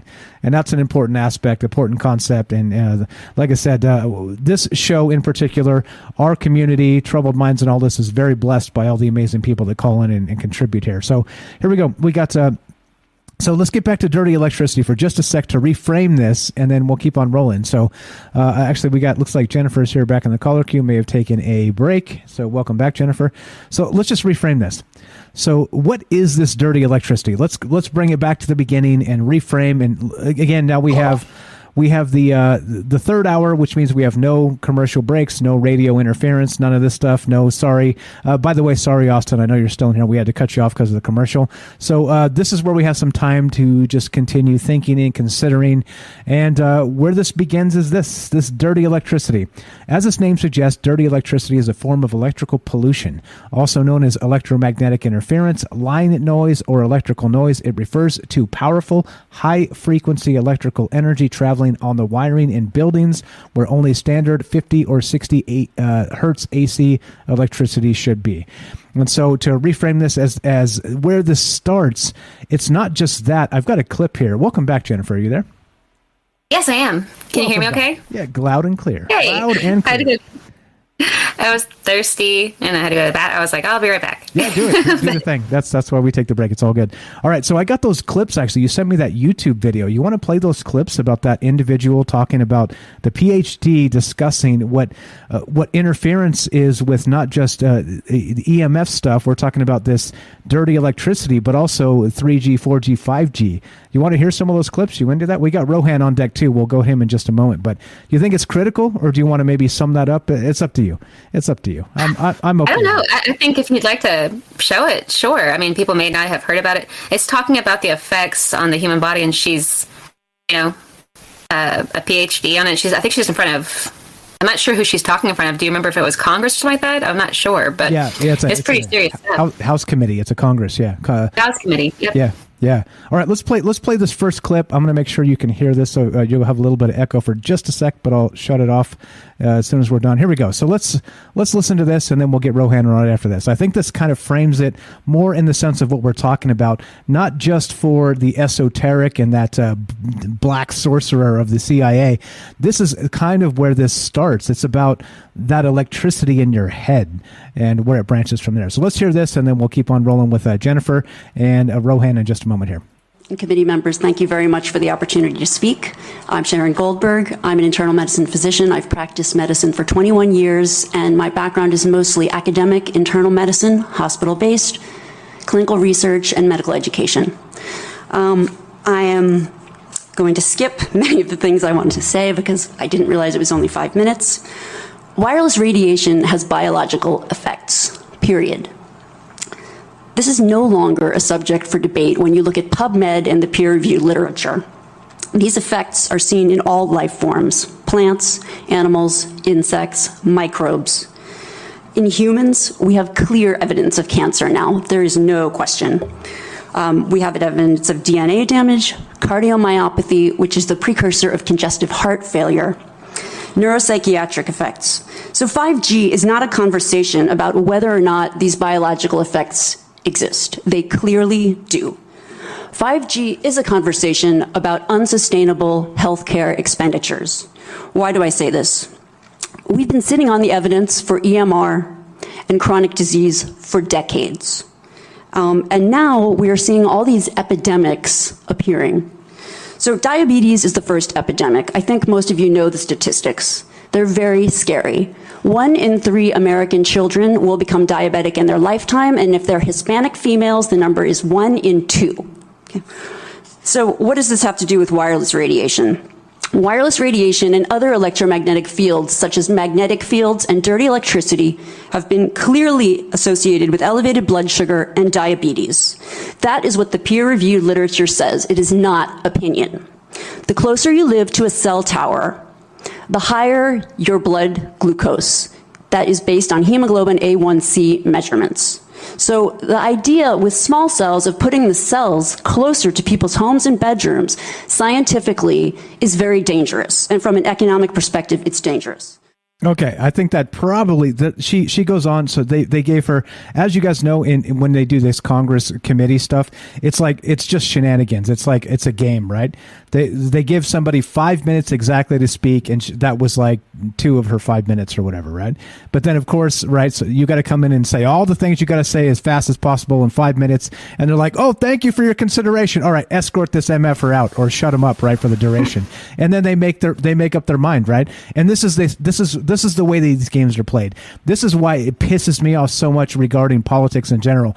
But aside from that, let's get back to what she was saying, back with this dirty electricity and the EMF fields and how it led us to this conversation tonight. Welcome back, Jennifer. Hey. Yeah. I think that it's really strange because I was listening to something else. I think it was to do with the 5G thing. And then I was listening to this lady talk, or maybe it was another video or something, but they mentioned dirty electricity. And I was like, what is that? Just like you know, or anybody else. Like, I've never heard of dirty electricity. It makes you think of like dusty wires or something. But then when they explained how it's working, that it's an excess of the electric magnetic field in the air all around us affecting us, I was like, that's EMF. That's what people, when they experience hauntings, that's what they're reading with. That's you're checking the EMF levels in the house. And it manifests itself in so many ways. And people who are under oppression and things like that, spiritual oppressions, they report these types of symptoms where they feel sick, they feel down and everything. So I was like, is it strictly just physiologically responding to the EMF, or is it paranormal as well? It seems to be paranormal as well, because people are getting shadow beings. They're seeing, manifestations of poltergeist, all in the same arena.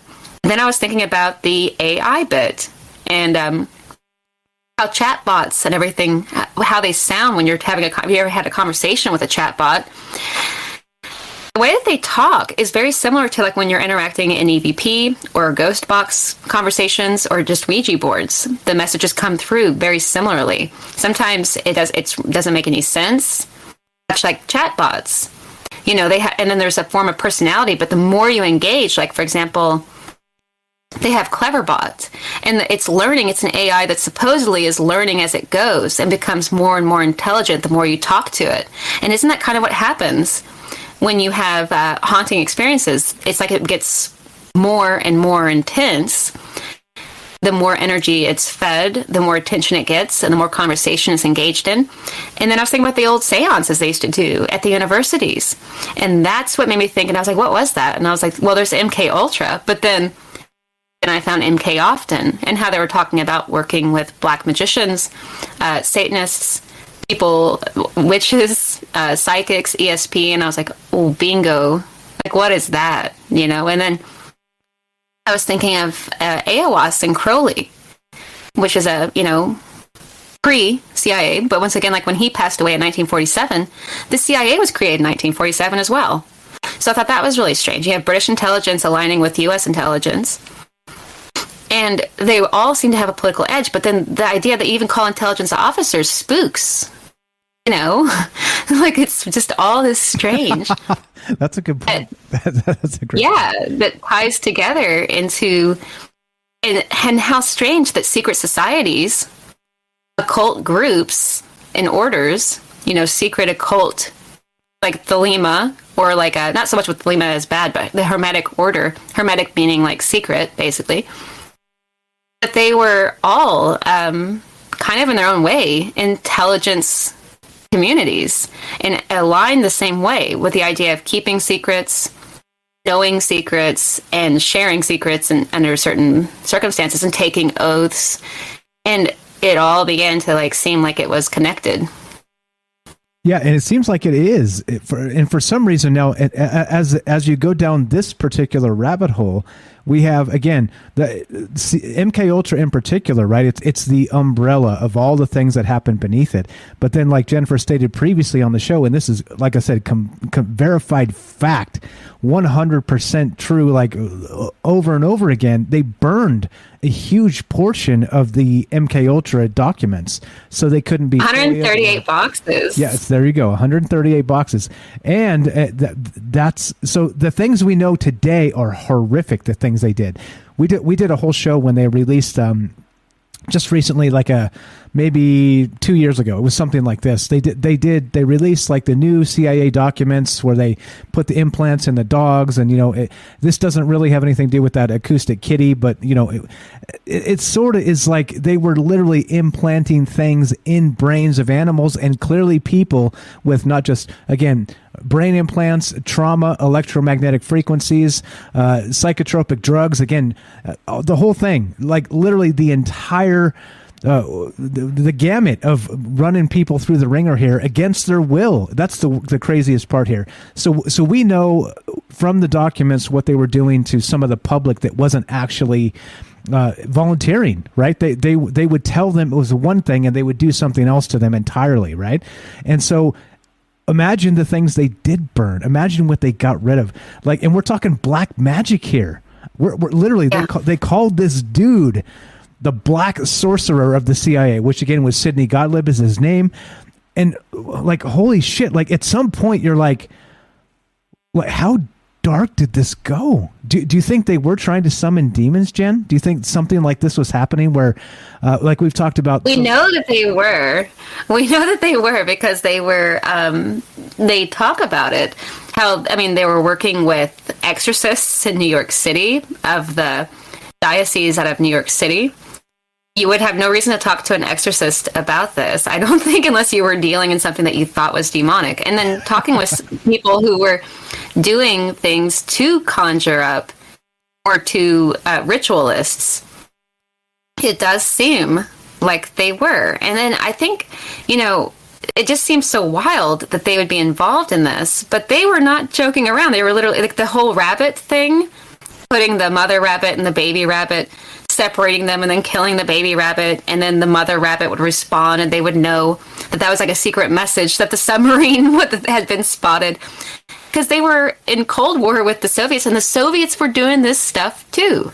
They had Kirlian photography and were trying to read auras. So the Soviets, they were doing the same thing in the 60s and the 70s that they were doing here, and Congress was pushing and pressuring Lucica, the director of ARPA, later to be DARPA, to partake of this. And he didn't really want to, but he did it anyway. And what they were trying to do, even with the biofeedback, was create like super soldier type of thing with the biofeedback, even that they could control their heart rate. If a pilot was, was going down a downed plane, that he would be able to calm down his own heart rate, slow down his bleeding, so that he could react and do what he needed to do anyway. It didn't all pan out exactly, but then they started coming up with these mind-controlled, what was it called? Basically the doing mind-controlled computing. So he took that out of it with DARPA. In the early days of DARPA, they were trying to do human brain-controlled computers. They would hook people up to these sensors and have them do mazes on computers and then eventually fly aircraft from a distance with their minds through computers. So, which just goes, that's just unbelievable that's what they actually came out of it with. But then there's so much more they had to have gotten out of it. Like like the voice to brain phenomenon and all of that they were doing. And that was 1967. And we heard about it recently. So many years back, everybody was hearing about the voice of God stuff and all of that, but they were doing it in 67. Gottlieb was doing it in 67. That was one of his projects involving a microwave gun. He was involved in a lot of things, like assassination attempts of Castro. And it was just all this wild stuff. But it's just, they were going to the very base root of, with that rabbit experiment involving the Soviets and the submarines, they were going off the very basis of human extreme emotions and they didn't want to do it with people, of course, so they did it with rabbits instead. But even the idea of doing something like that at all, or entertaining the idea of dealing with these people, dealing with fortune tellers and mystics and witches, it's outlandish. But they were seriously, that's what they were doing. That was the project. Yeah, and what's up? Monochrome in the chat says, "Imagine what they have now," and that's I think that's probably the craziest part about all of this, right? We're talking again. So MKUltra started in the early 50s. Again, 1947 was the National Security Act, which not only, like you said, just after Crowley died, not only that, it was like a month after Roswell. So it's like all these things seem to come together where we have not just the occult and the government becoming interested in these things and pressing these programs, we also have that veil of secrecy dropping over discourse and in general, right? It's like, oh yeah, it's just a weather balloon, right? Oh no, that guy that was, it's all media spin. This guy was not a sorcerer. He doesn't know what the hell he's talking about, right? All this other shit. But then suddenly, it all seems to come together. And this is a long ass time ago. So extrapolate that, right? ARPA, you said. What about DARPA now? Like we're talking about, so with that baby rabbit thing, like you're describing, that's quantum entanglement, right? That's literally some sort of ESP somehow, some way linking two entities together based on their familial connection. All right. Exactly. Right. And if one actually has some sort of trauma, you're wondering if the other can pick up on that.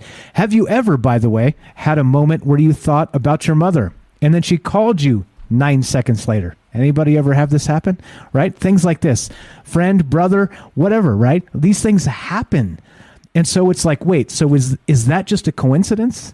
And this is where we're at. And so if that was going on then, and they were trying to exploit those things then, what are they doing now? What's up, Monochrome?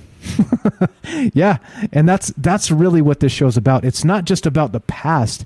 It's about extrapolating time frames, what did happen, and then looking to the future and considering what's really happening now that they're not telling us. What aren't they telling us, Jennifer? Oh, my goodness.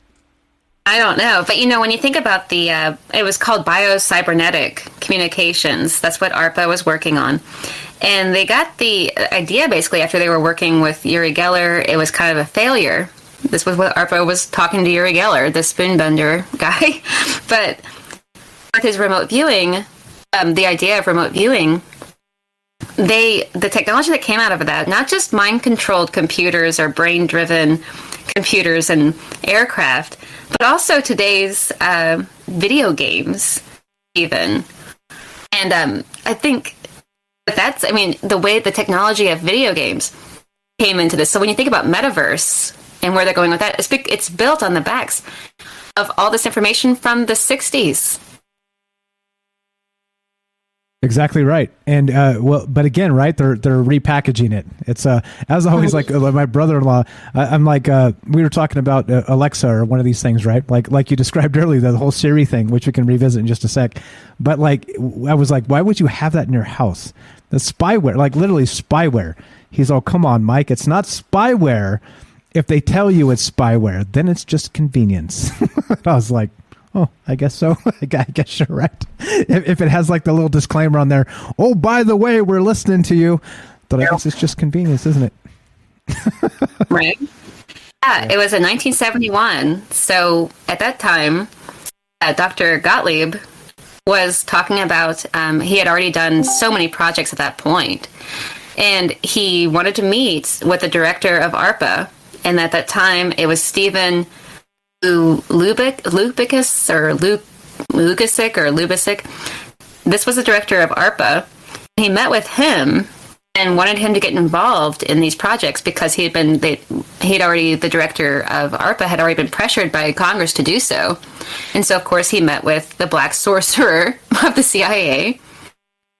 And the work that they started doing, they were doing, I guess with ARPA itself, they created something called KALO, and that was in the early 2000s. Later, but at the time, back then, they were doing stuff with Gordon Lawrence, and he was going out and meeting with witches and psychics and things like that, and all that remote viewing stuff was going on. Now, kind of fast forward, and in the early 2000s, they created KALO, which means soldier servant, and from the technology of KALO, they created Siri.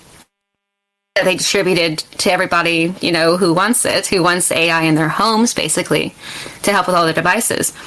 And then not only that, though, but ARPA, Advanced Research Projects Agencies, they were the prototypical communication network that they were working with when they were trying to share all this intelligence in the intelligence communities, the NSA, CIA, FBI. They were working with this communication network. And that was a half a century ago, basically. And that was the digital protocol that gave birth to the internet.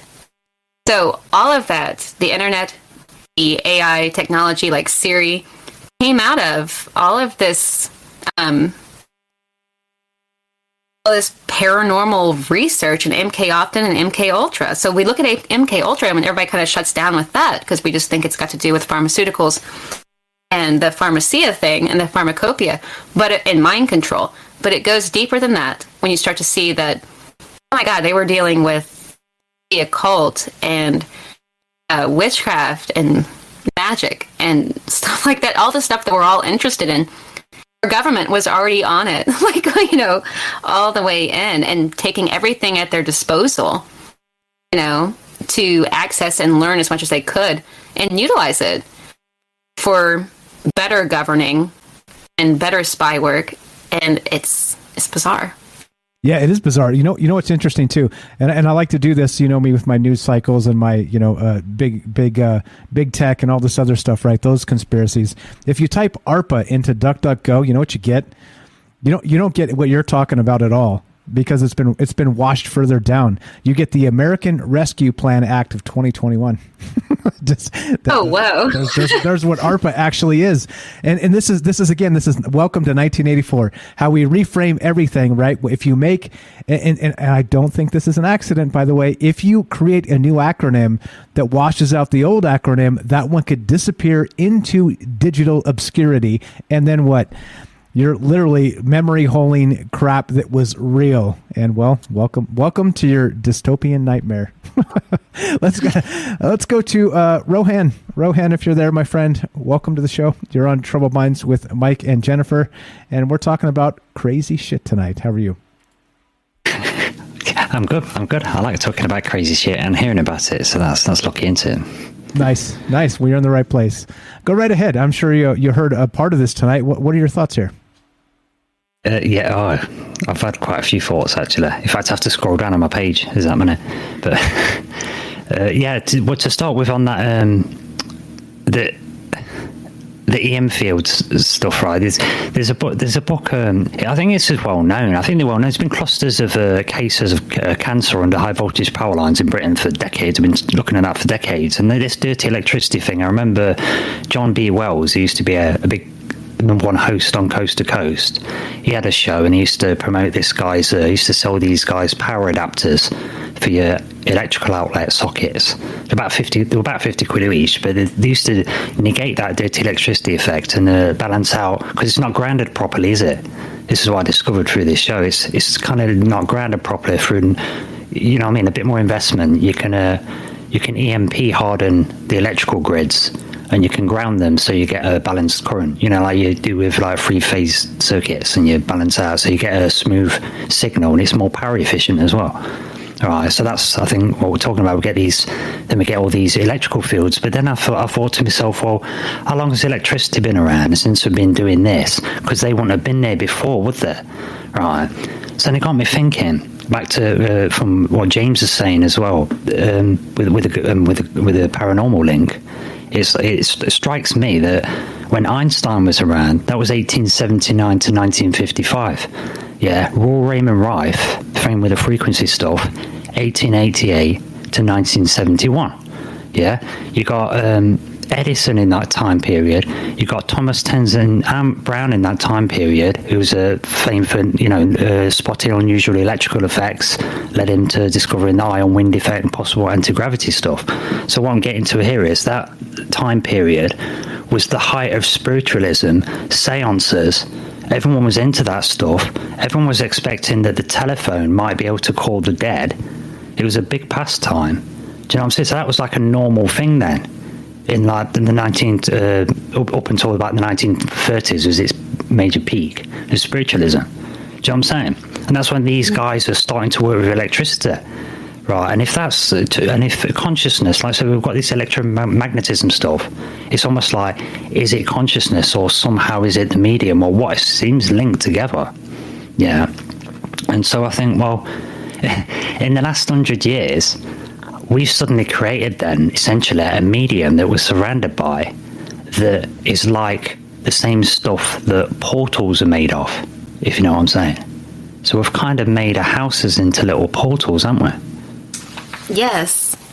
What Nightstalker was saying when he was driving around, his little story about the EMF, his experience, he was saying that he was driving around at night by IBM and all these big, and he came across an area he wasn't supposed to be in, and he accidentally drove into it. And it was a warning for high radiation EMF zone. And he says he was followed out of there, basically kind of chased out of there. But it was right next to IBM, insinuating, why do they have a whole area, etiquette? And then you think about D-Wave, how they have it deep underground, to keep it just so, and kind of frequencies that I'm sure they've figured out all the different frequencies and all the different voltages and all that stuff. And if it's operating as some kind of portal, and they were working with the brain, Go ahead. Well, that's so interesting you should mention that, it being deep underground. I didn't know that, actually, but with you saying that takes me thinking to whenever physicists do stuff deep underground, they always do it because they want shielding, don't they? To block everything out as much as possible, usually because they're trying to detect something that's really hard to detect. And that's how they spotted neutrinos. So, and that's a neutrino, Te and tachyon. Do you know what I'm saying? We're talking exotic particle stuff here that could be going faster than time kind of stuff. Do you know what I mean? So it gets into that kind of lost thing. I wasn't going to go there with that, but yeah, that's interesting. And when you mention okay, so we've got the paranormal in here with electromagnetic fields, with high technology, as it's been mentioned, the technology builds on technology because of Moore's law. You can get twice as many transistors on a microchip every 2 years, so you get faster and faster, so they get closer together, smaller and smaller, so you keep getting faster. Exponential rise in technology. It's called the acquisition of technology, where our ability to invent new things outstrips our ideas, so we can just do them straight away. Okay, so we're on that. So like Monochrome said, they must by necessity be so far ahead than we sort of can imagine in the public sector. Like you mentioned with the computers and stuff in the 60s, they had CD drives back then, some of these alphabet agencies. CIA had a clock speed of at least 1,000 back in the 60s that we didn't get to the year 2000. Do you know what I'm saying? So they're definitely going to build in on this stuff. You got the paranormal stuff, the EM field stuff, the messing about with electronics and finding these odd effects. Of course they're going to go for it. Of course, they've had subliminal messaging for 100 years this year. Do you know what I'm saying? 100 years. Of course they're going to stack it all up. And I've said this countless times. CERN, as far as I'm concerned, giant portal using psychedelics, medically induced near-death experiences, meditation masters. They're using high technology, like say brain controlling machines. Of course you want to do that. I think Montauk Project's totally real, which is what Stranger Things is based on, the TV show. It's the Montauk Project. And that's how they were controlling stuff. That's how they were figuring a lot of this stuff out. And then, of course, you mentioned the MKUltra and how that's, how many programs came out off the back of that. Do you know what I'm saying? Of course you're going to use that stuff. The US has to do it like in a way, it kind of the US and Britain and Russia, in a sense, are mandated to do this stuff just because of history. Because the German army was already mandated to go and find this crazy stuff before the First World War. You know, they was that Indiana Jones. That's what the Indiana Jones story is. So they've been mandated to try and find some of this stuff. If any of this stuff's true, they would have found some. So another country's got a law, and because for national security reasons. Do you know what I'm saying? Yeah, and with Himmler, and some of it's real, isn't it? No, yeah. Yeah, I think it is.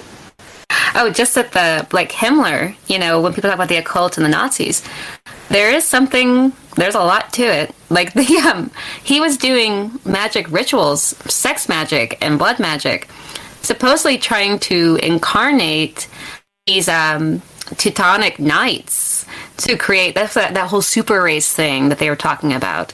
And some people say that the MKUltra stuff, that when they were doing these experiments in the SP and everything, they were trying to basically make, like, if you think about the Montauk Project and what you were saying about Stranger Things, they were trying to make these super, kind of like super weapon people in a way. And then you have the brain-driven computers and everything. And it is, and Rudolf Hess and all that stuff. It seems like and then I think too, the Philadelphia Project, what they were doing with that around the same era was massive electrical fields and putting it across, a ship. And supposedly the people who were there are pulled into another time, experience some form of, breaking of the space-time around that ship, and trying to just make the ship invisible using electrical fields and stuff like that. So it's really strange, and it does, the timing of it is perfect all at the same time, and it's all lines up perfectly with, like, say, so we're talking this time period, come to the end of the Second World War, we've got radar, right? We start experimenting with more high powered radar. Now I've had it for a couple of years and I'm not worried anymore. 1947, Roswell, right? Same sort of time. 1947, if it's true, the Admiral Byrd diaries, I'm not so sure, you know what I mean, but the Admiral Byrd diaries are talking about the Hollow Earth stuff. That happens in 1947. Do you know what I mean? You've got all this kind of stuff that's happening, whatever it is, whatever the truth is. But, between, like, say, the turn of the millennium, like 1900, the turn of that century, for the next sort of 70 years after that, some really, really, really crazy stuff happened. I mean, when I studied person-centered psychotherapy, counselling, right? The father of that, Carl Ransom Rogers. Now, having to study this guy and go on the reading list and check his talks and stuff, in the 50s, I've caught him talking about ESP. They're just straight talking, public speaking tours, he's a well-respected therapist. He's talking about ESP and how exciting it is, and everyone's like, yeah, it's going to be really good, and we're all excited about studying this stuff because of how important it's going to be for human potential and all this. And so they've obviously done it a few years later for, holy crap, this is actually real. Studied it a bit more, done your Mark 1 stuff, MKUltra stuff, and whatever you can do off the back of that. Come the 70s, they're going to lock that down forever, aren't they? Do you know what I'm saying? Yeah, 20 years of looking at that, they're going to think, shit, the bed, this works. Right, let's go hell for leather. Yeah, you know what's crazy too? We got Night Stalker wants to add something real quick. We'll add him here. But so UFO Joe is on the show from time to time, and a friend of mine, he lives in Vegas here. So again, right? I'm not trying to reach out to everybody just kind of willy nilly to try and boost the thing. I want the conversation to be the thing here, not who you know and right like rubbing elbows with famous people. I kind of don't give a shit, right? But he's a friend here because he's in Vegas, and so he's been on the show several times, and he's super into remote viewing. Now, the reason I bring that up is because right here, he actually shared this not too long ago, a couple days back on Twitter, and there's this remote viewing magazine, and it's called 8 Martinis. And that's a bizarre name, you would say, right? 8 Martinis. What the hell does that mean? Well, let me tell you. There were 2 actual, back with Project Stargate and back into this stuff we were talking about with the CIA, and It was Joe McMoneagle and Ingo Swann, two of the most famous people, famous remote viewers ever. All right, they worked with the CIA back then with part of this whole thing we're talking about. Here's this. What is an 8 martini result, you may ask? Well, this is an intelligence community in-house term for remote viewing data so good that it cracks everyone's realities. So they have to go out and drink 8 martinis to recover. Ingo Swann said that. And there you go. 8martinis.com is a remote viewing actual magazine that they're still doing today. And yeah, all right. So we got a phone call. We'll go to that in just a sec. Let's go to the Night Stalker. What's up, brother? Night Stalker, welcome back. You're on with Rohan's here, Austin's here, Jennifer's here. Go right ahead, my friend. Yo, I had to come back when Rohan mentioned Roswell in 1947 and all that kind of stuff. So anybody who's watching American Horror Story, this newest season about Roswell and everything and how they're getting that technology from the aliens and stuff, one scene they have is Eisenhower eating steak with his wife that they made in the microwave, and they're blown away by it. And they're like, yeah, the aliens gave us the microwave. And in reality, it's because this is one of these tech complexes that I'm talking about. It's Raytheon. And Raytheon was founded by Vannevar Bush. Raytheon means like radiant god, like Raytheon and everything. But Raytheon was invented when Vannevar Bush joined his company with the founder of the microwave oven. And then Vannevar Bush himself, which is like apparently no relation to the Bushes, but he's like the closest thing we have to like an alien beaming down and like affecting reality. He's like the super genius. Like he was science at this time period, but he was the head of Majestic 12. There's this quote from Truman being like, as far when it comes to the alien thing, you tell me and you tell Vannevar Bush, and that's it. And then he was given the Tesla papers from Trump's uncle because he was the head of MIT science at the time, like when this all happened. He invented Memex and the transistor, which it's pretty much was the foundation for our entire technological boom, like especially the internet and the cell phone and stuff. He was also at the Manhattan Project, and he was also at the Philadelphia experiment. So all these things tied together. This guy like got information from entities to create the foundation of our entire internet and technological boom that we've had in order for these entities to then perhaps take hold of our reality that way. It's like from entities, because of entities, like to entities. You know what I mean? It's like this weird convergence of all this stuff coming into play. He was at all of it, and he got the information from the other side, like I just wanted to toss that into the mix. But yeah, and you wonder what role are we playing in it? Like, what is our role? How do we fit into that? Like, why are they wanting to the human reality? Yeah. I don't know what it would be. I don't know. Are they using our consciousness to make it, help them be realized, basically? Yeah. It could. Yeah. I mean, it could tie back to like, I think a few weeks ago we were talking about this. I forget what the topic was, but how the way that some kind of advanced AI race could like seed the universe through like this kind of panspermic thing where they just essentially keep poking, create the ingredients for life all over the universe, and then like poke at this life as it's being created over different times to give them different ideas so that they create the environment that for this advanced AI to exist in, like we're just building the machine to turn it on so then it can exist in this world now. Like we're just, I don't know, we're like the machine elves creating these things for something to take over our world, basically. Yeah, it's really creepy. I'll go with that. That's really all I wanted to add. But again, fire. Really great show tonight, guys. Awesome stuff. Thanks for the addition. Fire from you as well. Thank you. Later. Thank you. All right. Later. Anything to add to that, guys, before we go to this phone call real quick? Oh, that's just wild that, we're basically like Becky said, that we're building all this and we're, unwittingly basically inviting, or right now, by this point, probably participating with on a regular basis, these beings, they're activated and operating in the EMF fields due to the advancements of radiology, the radio wave technology and the electromagnetic field technology that we have and how much we are linked to it.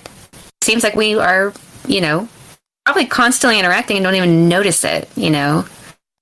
The way that electricity in the mind works, it makes you think, well. Yeah, all of that, right? Like how much of you is you? And that's again, right? Like back to the nature of the universe, back to the what is reality in actuality.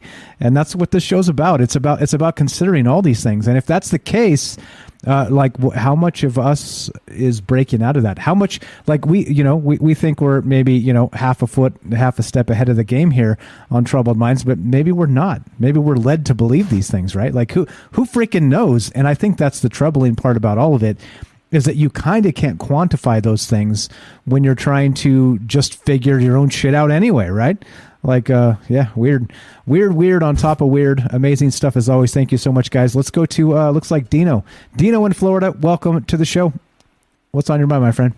Hey, how you doing? Doing good. Okay. Go right ahead. What do you think? That's always good to hear. So this is about the mind control. Sure. I came across some articles and videos, like a bunch of videos, probably about 7-8 years ago, maybe a little bit shorter than that. And they needed the easier way to control your mind. They needed to solidify your pineal gland. And that's like a little walnut at the center of your brain. And for them to solidify, it's just, bone deposits to kind of harden it up like a rock. And then it's unusable, meaning you'll never be able to use it. And 90% of the people in the world, their pineal gland is solidified. And some doctors found ways to desolidify it. And people are doing this online. And it opens up their mind, to the spiritual world, or some people meditate and they can travel through the universe or communicate with loved ones in another state type deal. Like, it's weird. But I tried it, and it took me 1.5 years. And one of the ways the doctor says you have to do is stop using fluoride and do not eat any fast food. Eat a lot of vegetables, dark greens, meditate and exercise. So it took me 1.5 years. And one day I was leaving my neighborhood to go to the grocery store 3 miles up the road. And when I just pulled out of my neighborhood, I went into a deep thought I've never had before. And it was my friend. She was driving, and I was in the passenger seat. And I remember just screaming her name, saying, no, no, no, and pulling up the e-brake. And it would reoccur over and over and over in my mind, very deep. By the time I came to, I was already driven 1.5 miles away from my neighborhood and didn't even remember driving.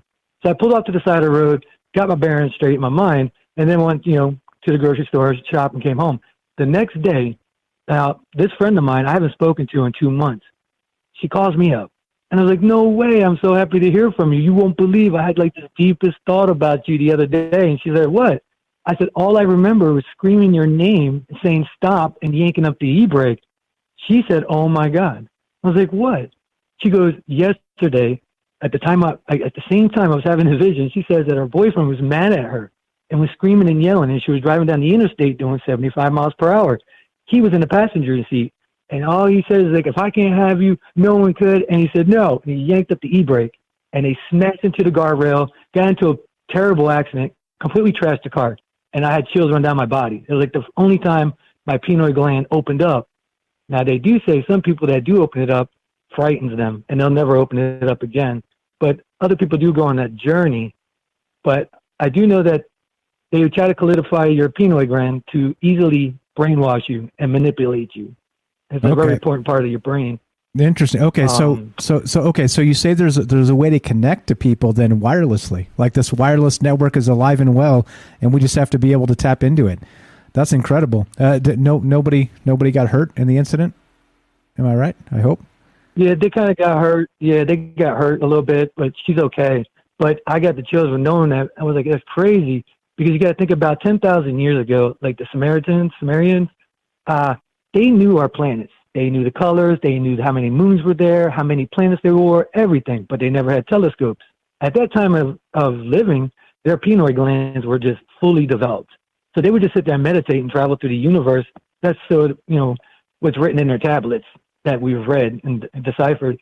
So that being said, now they had to solidify it, and literally just eating fast food and the fluoride. The fluoride really destroys the pineal gland and solidifies it and turns into bone deposits, like I said, and it's hard as a rock, And I did want to bring up another subject about frequencies. Sure, go ahead. Yeah, there was a guy who was making a bunch of videos 3-4 years ago. He's a guy that installs cell phone towers, right? And he would have to repair them, just go out and repair. But some of the towers he was going out to repair, he would go up there and say, "Up there, do you see that?" And he would point at this big, like this looking thing. It was like kind of big. And he would say, "That's a Megatron." And he said, "Cell phone towers do not need Megatrons." And then he would like point at the wires that are running the system. And he said, "This is military grade wires. We don't use this. We can't, that's government stuff. We can't even get." And he goes, "Now, if every cell phone tower from Florida to New York, East Seaboard, and if they turned on the Megatron, it would literally cook everybody's brain inside out. They'll just drop and die." And he said he keeps coming across these cell phone towers that has Megatrons up there that's producing a frequency that's very unhealthy for the human body. So I forgot to that. And Any comment on that, guys, for him? You can hear him, right? Yeah, I think that's really interesting. That's the Stargate episode, that is. That's a back-engineered Stargate episode where there's they basically send a UAV drones, an aeroplane, to go and do the little check the area out, and it hits a plant and kills it, and it turns out these plants give off a frequency, and the indigenous life needed it to stay, and because it got killed, it made them sick. Do you know what I mean? And then it reminds me of that movie They Live. If you're transmitting a frequency to kind of make people ill, or to kind of pull the wool over people's eyes, so it kind of makes me think of that. Pretty wild. What else you got, Dino? We got to wrap this up. We got some people on here, but what's your final thought tonight, my man? Thanks for listening. Thanks for calling. No problem. Do you want me to just give you one more information, then I jump out? Yeah, please. So I'll say good night, but yeah, give us your final thought here. Okay, there is a group of people that do this thing to clean your body of all the frequencies and dirty energy we have. It's like in the middle of the desert. They go out there for 1 month, and then people say that they go through withdrawals because the body needs the frequencies. They end up getting sick, like it's a drug addiction. But after they're clean, their minds are so like they could think better, and it's pretty amazing. Some people don't even come back to the city; they just stay out there. But that's it. Right on. I appreciate it. Good stuff from Dino. Dino in Florida, you're the best. Thanks for calling. Thanks for listening. Have a fantastic night, my friend. You too. Thanks a lot, bro. Thanks a lot. There you go.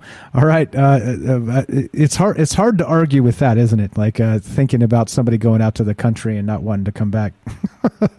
But yeah, amazing stuff. I'm glad you guys could hear him. Most of our technology issues have been phone to Discord and back, but apparently everything works just fine. What are your thoughts there, Jennifer and or Rohan? And let's we got a few minutes left, so we can start wrapping this down. When you think about government in general, like meant, the end of the word, it means mind. Then you have govern, so to govern the minds of the people.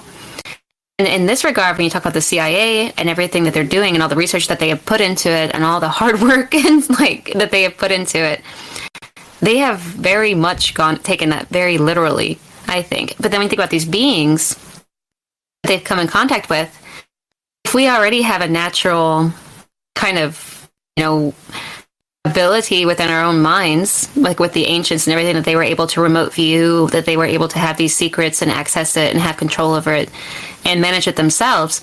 Here they are creating a kind of a pseudo version of that, their own making, involving radio, wave fields and EMF fields, and then the pharmacopoeia aspect. What is the goal, or what beings are they trying to clear my throat? But anyway, what are they trying to appease? It makes you wonder what kind of beings would do better in this kind of environment. And if you think about the jinn and the plasma beings who are supposedly in folklore and all over the world, this idea, is it to allow a certain type of environment that is conducive to them as well, and not just ourselves, but it's actually trying to combine the worlds, is having a negative effect on humanity and biology of all the creatures and everything. So at what price are we, and why? Always the why. Always the why, and who's pulling the strings, right? Like imagine if you get like this black sorcerer from the old CIA days, Gottlieb, right? Pro move, by the way. You're dropping the mute button to clear your throat. That's pro radio moves. You got what it takes, Jennifer. But I got a cough button right here. But anyway, I digress. So okay. So if this Gottlieb guy, this dark black sorcerer, as it were, right? Imagine if they learned very much like Robert Bigelow, right? He just put out that the UFO the infamous UFO guy. They say he's got metamaterials here in Vegas. He's like linked in with the entire UFO community, MUFON, and all the rest of this. He put out an essay contest just recently in the last year where he was discussing. He wanted to know the secrets of consciousness, right? Because of course he's getting old and he wants to be able to extend his life somehow, whether it's in an R2D2 ashtray or something else, right? He wants to not be able to pass on. So what if, again, right, we're talking about literally the back in the CIA days of the 50s, 60s, 70s, what if they actually have unlocked this secret? And what if this individual, this black sorcerer of the CIA, is now the overseer in a different realm? Like that. Oh boy. I don't see why not. Because I'm sure they figured out so many things. I feel like we're so behind. I almost feel like it's irritating a little bit that the governments back before we were even born had like a head start on everything and took it to the hilt, like with all of it. I mean, as far as trying to understand and comprehend consciousness and existence, they went there to the extreme. And so they must have discovered so many things. And then here we are right now, we're just like, feel like we're knowing so much or learning so much. And we probably have barely scratched the surface of where they're going with this. And because we're trying to figure out what they're up to or why they're up to it to begin with. And we all think we're kind of close, but they already probably know. Well, I mean, they were murdering people and throwing them in the ocean after they experimented on them. So I mean, that's documented. so yeah, it's real. Night Stalker says, "Convos like this is how we catch up." And it's hard for me to disagree. Yeah, good stuff. Got a few minutes left, guys. We're in no hurry. I'm in no hurry to finish. Just start thinking in terms of winding this down. Rohan, Jen, whoever. So what? Regarding all this, right? The time frames, again, ARPA, DARPA, the whole thing. So if that was the case then, what's the case now? And are we literally just chasing this elusive consciousness that maybe has already moved over into the next realm, into the next plane, and is maybe, as the archons or that sort of thing, is maybe that puppeteer? And we're, like I said, the most terrifying part about me, and I like to make the jokes about my ego and how it's the size of the sun and all this stuff, right? But in reality, what if my ego entirely is not me whatsoever? What if it's something else, right? What if it's, I don't even know, right? Like that becomes a whole other thing. Like, are your thoughts your own, right? But holy shit, like this turns into another rabbit hole, I guess. Yeah. I mean, I'll say just one thing. I think that if the way that the thought works, that thinking and thoughts, our own thoughts, like you were saying, have to do with electricity and everything, then yeah, it'd be really hard to tell. I think you would have to question your thoughts. And then if you think about that, they have technology where they can kind of implant voice, it gets really heavy. And I think you do have to start questioning your motivations, and we know about subliminal marketing and all of that. So when we tie in going into the future, the metaverse and the way that the internet is impacting our life and the way that AI is coming in to impact our lives, we'll have to consider all those things along with gene editing and all that, and how it is good for many things. But who's steering the boat, basically? Who's steering the boat, and why is it that when these new technologies came along, they spend all this time trying to tell us all the great things about it and don't spend half as much time thinking, about all the bad things that could come as a result, because it always means big changes that you don't notice until years later once it's been implemented and you can figure out what it can be used to, what I'm saying? When it's new, you don't necessarily know the impact, do you? You know, and that's what annoys me about all this hype about these billionaires going to space, and we're all supposed to be so excited about it, because I think their vision is a bit like on the John P. Wells site. He's got this nice little picture, and it's a picture of the Earth, but it's from behind a massive series of windows with a couple of guys in there behind these fancy big computer screens, and it's almost like that's how I think they see us. And it's as sad as it is, you know. But I think at this time it's all about all the veils are lifting at the same time. And I think going back to the original question of, you know, does this intersect EM fields and the paranormal? I think yes, to all of it. And I think that's what's happening now. I think we're at the sort of thinnest point of all of the veils at the same time, which is why the quote unquote governments of the world are going hell for leather for whatever they're doing. Yeah, because this is like, I don't know, I think it's a golden age thing. And I think they're just like sort of waving the fist at the sun, just slowing it down. Myself getting in the way. Yeah, I think that golden age too. It feels like it's kind of coming to a head, doesn't it? Like almost like this, you know. Like again, you know, is this my own thoughts anyway? But let's assume it is, just for sake of conversation. And are they going to be able to take it from me? Right? Are they going to be able to take it from you or anybody else? Right? I think, you know, like Austin has said, you know, maybe this is the great battle between good and evil, and it's just about individuals. It's about that fight. It's about creating, formulating, making those mistakes to get you from here to there. Right? It's like I say this from time to time on Twitter too, and it's like, hey, you know, like, if you're so sure you know the answers to the secrets of the world and everybody should march to your own little, you know, dictatorial drumbeat, then let's hope you're not wrong. Because if you are, we got a serious issue, don't we? And I think that's where we're at. And like I said, I don't think I'm some sort of messiah or anything like this. It's just, I like being me, you know?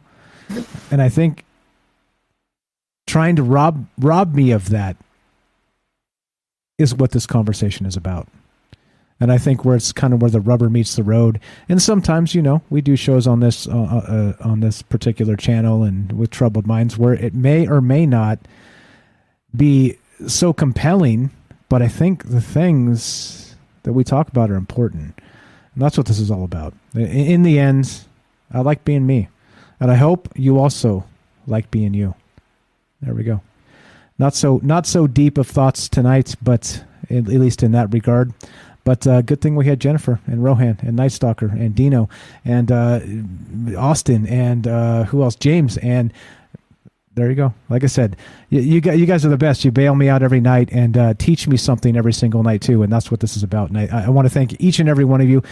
Quintuple thanks to Jennifer for spending her time with us tonight and putting this show together, because this is exactly why we need to do these things and talk to each other, because you learn things, you grow, you understand that there are things happening outside of your sphere of influence. And, well, I don't even like to consider black magic as a thing, but, well, there's a black sorcerer of the CIA. So now I know. Now I know. All right, let's do it. Also, by the way, before we finish this up, don't forget to follow Jennifer's channel. Rohan here has a podcast as well. I'm gonna, since Jennifer's the co-host tonight, let's do this. Follow Jennifer. I'm linking it in the chats. Please do, guys. She's got a YouTube channel. She's doing the things and asking the questions, and as you can tell, she's brilliant. All right, and so that's all credit to her for this show tonight. That was all Jennifer. I'm just along for the ride because, like I said, it's not. No, Mike, you really guided it. No. Wait. Hold on. Wait. Thank you. That's nice, but we don't have to compete. It's okay. Like this is like the thing, right? So I can be as competitive as anybody, but it doesn't have to be that way. It just doesn't. We can learn. We can be cool. We can chill. And look, like I say, standing on the shoulders of giants. That's a term from Isaac Newton, by the way. And so it is what it is. It's okay. It's okay. So anyway, let's wrap it up. Everybody follow Jennifer. She's got a YouTube channel, and all these amazing questions and these thoughts tonight. Follow her. Go do the thing. Follow Rohan. He's got Exiled Minds podcast. Link in the description below. All the friends of Troubled Minds, follow him. And we're all here trying to get closer to the answers, not by telling you the answers, but by asking the right questions. And that's what the show's about. Jennifer, anything else before we wrap this up? No, just that, I just had some weird, you kind of saw my trail of thought when I was messaging you about it. But then coming on and talking about it and you kind of guiding it this way, and then people calling in and having their input and everything really actually did formulate to where it made sense. Because I thought it would make sense. See, it wouldn't have made sense if I was just sitting here with it. So I really think that you catalyst so many things. You were a catalyst for so many things. Thank you. So thank you, Mike. And you as well. Like I said, it's not, like I said, it's not, and I challenge everybody out there listening to this, think of life in terms of not competition, but collaboration. And that's truly how I see it. There's no reason for us to be fighting and arguing and complaining and bitching and moaning about this, that. Let's just help each other. Let's collaborate. Rohan, Exiled Minds podcast. Let's get the hell out of here. What you got, brother?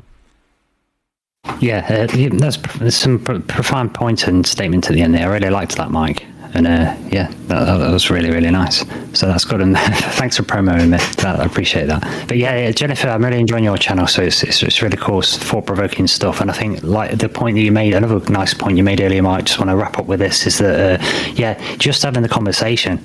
Just having these conversations, I think they're really important, obviously, for socially and for the world, but it gets your exercise, brain going, cogs going, and, as long as you've got your faculties, you'll be all right. That's what I say. Amen. Austin, you still here? Yep. You want to chip in? About to roll some outro music, brother. Be sure, be strong, be true. All right, there you go. It cracks me up when you guys do stuff like that, because I'm like, holy shit, people are really listening. It's one of those bubbles you live in, right? All right, so let's do it. Let's play some outro music again. Please follow Short Quick Austin here in the chat. Please follow Jennifer. Again, this whole show, credit Jennifer for the idea, for reaching out. For Jennifer, you'll be back, will you? Will you please be back on the show over to co-host? You let me know. Yes, I really want to. Okay. Right. You're already invited back. And of course, Rohan, everybody else, you guys know you're welcome to be part of this conversation, because we don't win this as singular. We win this together, and that's what this is all about. So let's wrap it. I'm playing some outro music, and you guys can do whatever you got to do. Let's roll it. Let's get the hell out of here.